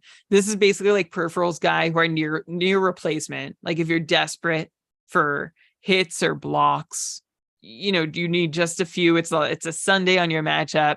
Or like you have a ton of injuries and you're just trying to get to a decent floor. Dmitry Orlov, Radko Gudas, Ryan Graves, Luke Schenn, and Ivan Provorov is actually the guy here that I'm curious about because he's going to get a fresh start in Columbus. And like, remember, Provorov, former 7th overall pick. He's just 26 years old. He'll turn 27 in January. And he's had some a few 40-point pace seasons in his career. He's had some top power play time in his career. He's had some high shooting rates in his career. He's never been able to hold this all together for very long or even do it all in the same season, but it's been there. And I expect him to keep putting up at least big blocks in Columbus. I'm not sure if he can get any more ice time. Like in Philly, his ice time went down last year, but Provorov still saw 23 minutes per night versus the 25 minutes he'd been seeing for the 4 years previous. But he's someone who could be asked to do something new. Like honestly, Elon, not so unlike Damon Severson. Like we're just not sure exactly how Provorov fits into this Columbus decor and whether he might have an opportunity. Like this is like lowest of the low, right? These are near replacement peripherals, but he's just someone that in the past you might have had on your watch list or even on your roster after draft day. And maybe I'm just going to keep an open mind to Provorov this year, unlike what Provorov does in terms of other people's lifestyles. Yeah, I'm up to move Provorov along with Spurgeon, Fowler, Wallman, Risto. That sounds about right. And we'll see what he does. By the way, we should mention, this is for Cupful scoring this tiering. It's like Radko Gudas, we have in tier 11. In some leagues, he's like so much higher. If it's a categories league and he's just like hitting up a storm and winning you weeks for hits, obviously you'd have him higher. But yeah, I think Provorov. Also, I think Dmitry Orlov, pretty low. Like, considering the year he just had, I think he could at least go hang out with Jared Spurgeon and Jake Wallman. Yeah. Oh, sure. He could. Like lightning in a bottle. I don't expect much. So, but yeah, like we're not gonna nitpick here at all. Okay. And I think lifestyles was the wrong choice of word. I'm just gonna put that out there. All right. Tier X. We had our goalie tier X. So I had our tier X. Like these are guys who are like some of their ADP is like between 220, Rasmus Sandin, and the rest are 245 or later. So like these are guys people are just taking swings on late in the draft, who I'm not going to take a late swing on in the draft. Rasmus Sandin, Brant Clark, Oliver Ekman-Larsson, Sam Girard, and Eric Gustafsson. That's it. I don't want him. I'm not interested. Like Ekman-Larsson, I get it. He's in Florida. Everyone's injured. Maybe he helps you for a week or two, but it's been a long time since he's been impactful. Elon, do you want to make a case for any of these guys going to hang out with, with Orlov and Provorov and Fowler? No, I think there are a couple guys missing that I'd either put in this tier X, or I just want them mentioned on the sheet. Maybe even but honestly, I might even maybe you'll disagree. I have a couple guys that maybe should go in tier 9. The potential to surprise, I don't know if I'd say big upside, but like if you have Kalen Addison here and Jamie Drysdale, why not the 2 Sharks? I saw you go in there. Let's do it. You got Thrun and you've got Shakir Mukhamadullin. Yeah, so I feel like if one of them takes over the top power play, that's something, right? Like it's worth paying attention to at the very least. So I would put those 2 Sharks there up with your Owen Powers and Valimakis, well, maybe more so like I don't know. I think of it more as like Kalen Addison and Jamie Drysdale. I guess we have the same tier, but yeah, I just want them mentioned on the sheet. But with that, Brian, I mean, people will tweet at us or patrons can let us know if we missed anyone else that should be on the list. But I think overall we've got a pretty solid sheet here. Thanks so much for prepping this all, Brian. This was amazing. CharcuterD, first one in the books. Incredible. And again, you'll go to keepingkarlsson.com/def to find our finalists. Maybe not final, because maybe next week Brian will come on or I'll come on and we'll have some little nitpicks of guys we want to move around. But yeah, I'll just take over right here, Brian, to say thanks everyone for listening. Hope you enjoyed the show. Like I said at the top, we've got a lot of great stuff coming your way soon. So make sure you're subscribed on your Apple Podcasts, Spotify. You know how to get podcasts, right? You subscribe. All of them. Subscribe on every single platform. I mean, that would be kind, right? Like there's a lot of things that you can do to help us that are like, there's like different levels, right? You can become a patron of Keeping Karlsson, right? You pay us $5 US a month, which I still think is like not too much to ask, hopefully. In exchange, we give you like a lot. Like we're going to give you, you're going to come into our Discord, join our community. It's still not too late to join the Cupful, like Brian said. We have till Wednesday, the 6th, to guarantee your spots. If you're listening to this, just sign up, come into our community, join the Cupful. It's going to be an incredible season, and you could start your journey or continue your journey all the way to tier 1, and you could be the next Ryan. So that's like if you want. So yeah, becoming a patron. We got Patron Cast. So yeah, so that's like if you want to give us $5 a month, that'd be great. Next level down is you leave us a 5-star review. That like doesn't cost you anything, right? Just a bit of time. You can write a 5-star review. Yeah, write us a 5-star review on wherever you leave your reviews, wherever you get your podcasts. That would be great. And then yeah, like Brian said, if you could just subscribe to us in a million places, I guess that takes no time. Well, it's a one-time fee. And then you're helping us forever. But that's kind of crazy. Maybe that's not even allowed. I don't even know what the rules are. You're allowed to ask someone to like download your podcast and not. That's kind of messing with the numbers. But whatever. You do what you want to do. We appreciate you no matter what. Just for listening to this episode. Eternally grateful. But okay. With that, Brian, I think I'm done my blabbing. So let's cue the outro music. Why don't you go ahead and read us the credits? All right. This episode of the Keeping Karlsson Fantasy Hockey Podcast was presented by Dabra Hockey and powered by our patrons, including our super supporters, Aaron, Ivan, Sammy, Andrea, Zach, Tom, Ryan, Derek, David, Rob, Max, who's just joined us, former Ultimate Champion. Max, who's just signed on as a super supporter. Thank you. Ricard and Patty, our first ever. And also shout out to our newest super supporters, along with Max, Patrick and Don. We really appreciate your super support. Is that everything? No, sorry.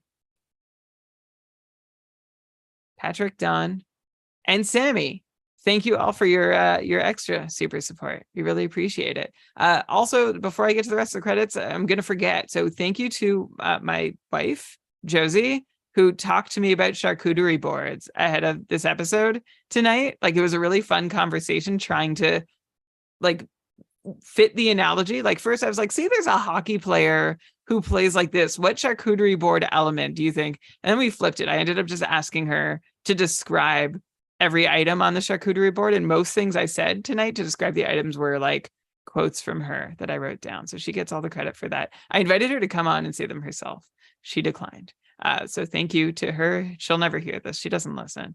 Thank you to Cupful coordinator Kevin Hebert, and actually our automator in chief, like the automation, as I talked about in the Cupful this season, that Kevin is orchestrating is incredible and crazy. He is making our wildest dreams come true. And we can't thank him enough for the work he's putting in to make this Cupful season 9 the best. Like, you got to be in it to see it. And I think it's really going to be worth seeing. Thank you, Elon and Shams, GameDayTweets.com. Twitter might not be working, but GameDayTweets.com, as you can see all the latest fantasy news there. Logo art by BrandonWeeb.com, who's actually made some new logo stuff for us lately and is involved in it, might be helping us make those manager trading cards. Outro music by Pat Roach. This episode was researched with help from Dobber Hockey, Frozen Tools, Dobber Prospects, Natural Stat Trick, Evolving Hockey, Cat Friendly, The Athletic, HockeyGoalies.org, Hockey Reference, Hockey Viz, Hockey Database, Elite Prospects, and Fantrax. Great job as always, Brian. And Dobber's projections and Apples and Geno's projections.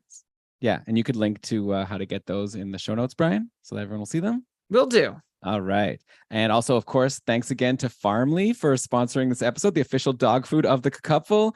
Brian, while we wait, not too long, I think I have an interview scheduled with Dobber midweek to talk about those Dobber projections. And while we wait to listen to that and all the exciting shows coming up, what should we all do?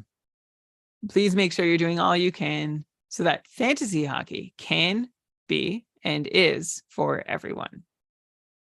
Nice. Good job. Thanks, everyone. Really appreciate you being here. This was so cool. Such a fun, lively chat. And not too many criticisms. But yeah, thanks. I some hope, earned ones for sure. Especially the Matheson. I wonder how that happened. Doomworm catching like MVP of this. Like, that would have been, I could have never been okay with that. It would have just been part of my like long con of drafting Matheson in my league. Like, I love getting him late, although he's going earlier. Did we miss anyone else? Hopefully not. Oh my God. So. I can't think of anyone. All right. Well, thanks all. And we will catch you soon. I'll post if you're a patron, I'll post the event for the Dobber show. He said he's cool to live stream it. So I think that's going to be Wednesday night. So we'll see you then. Can't wait.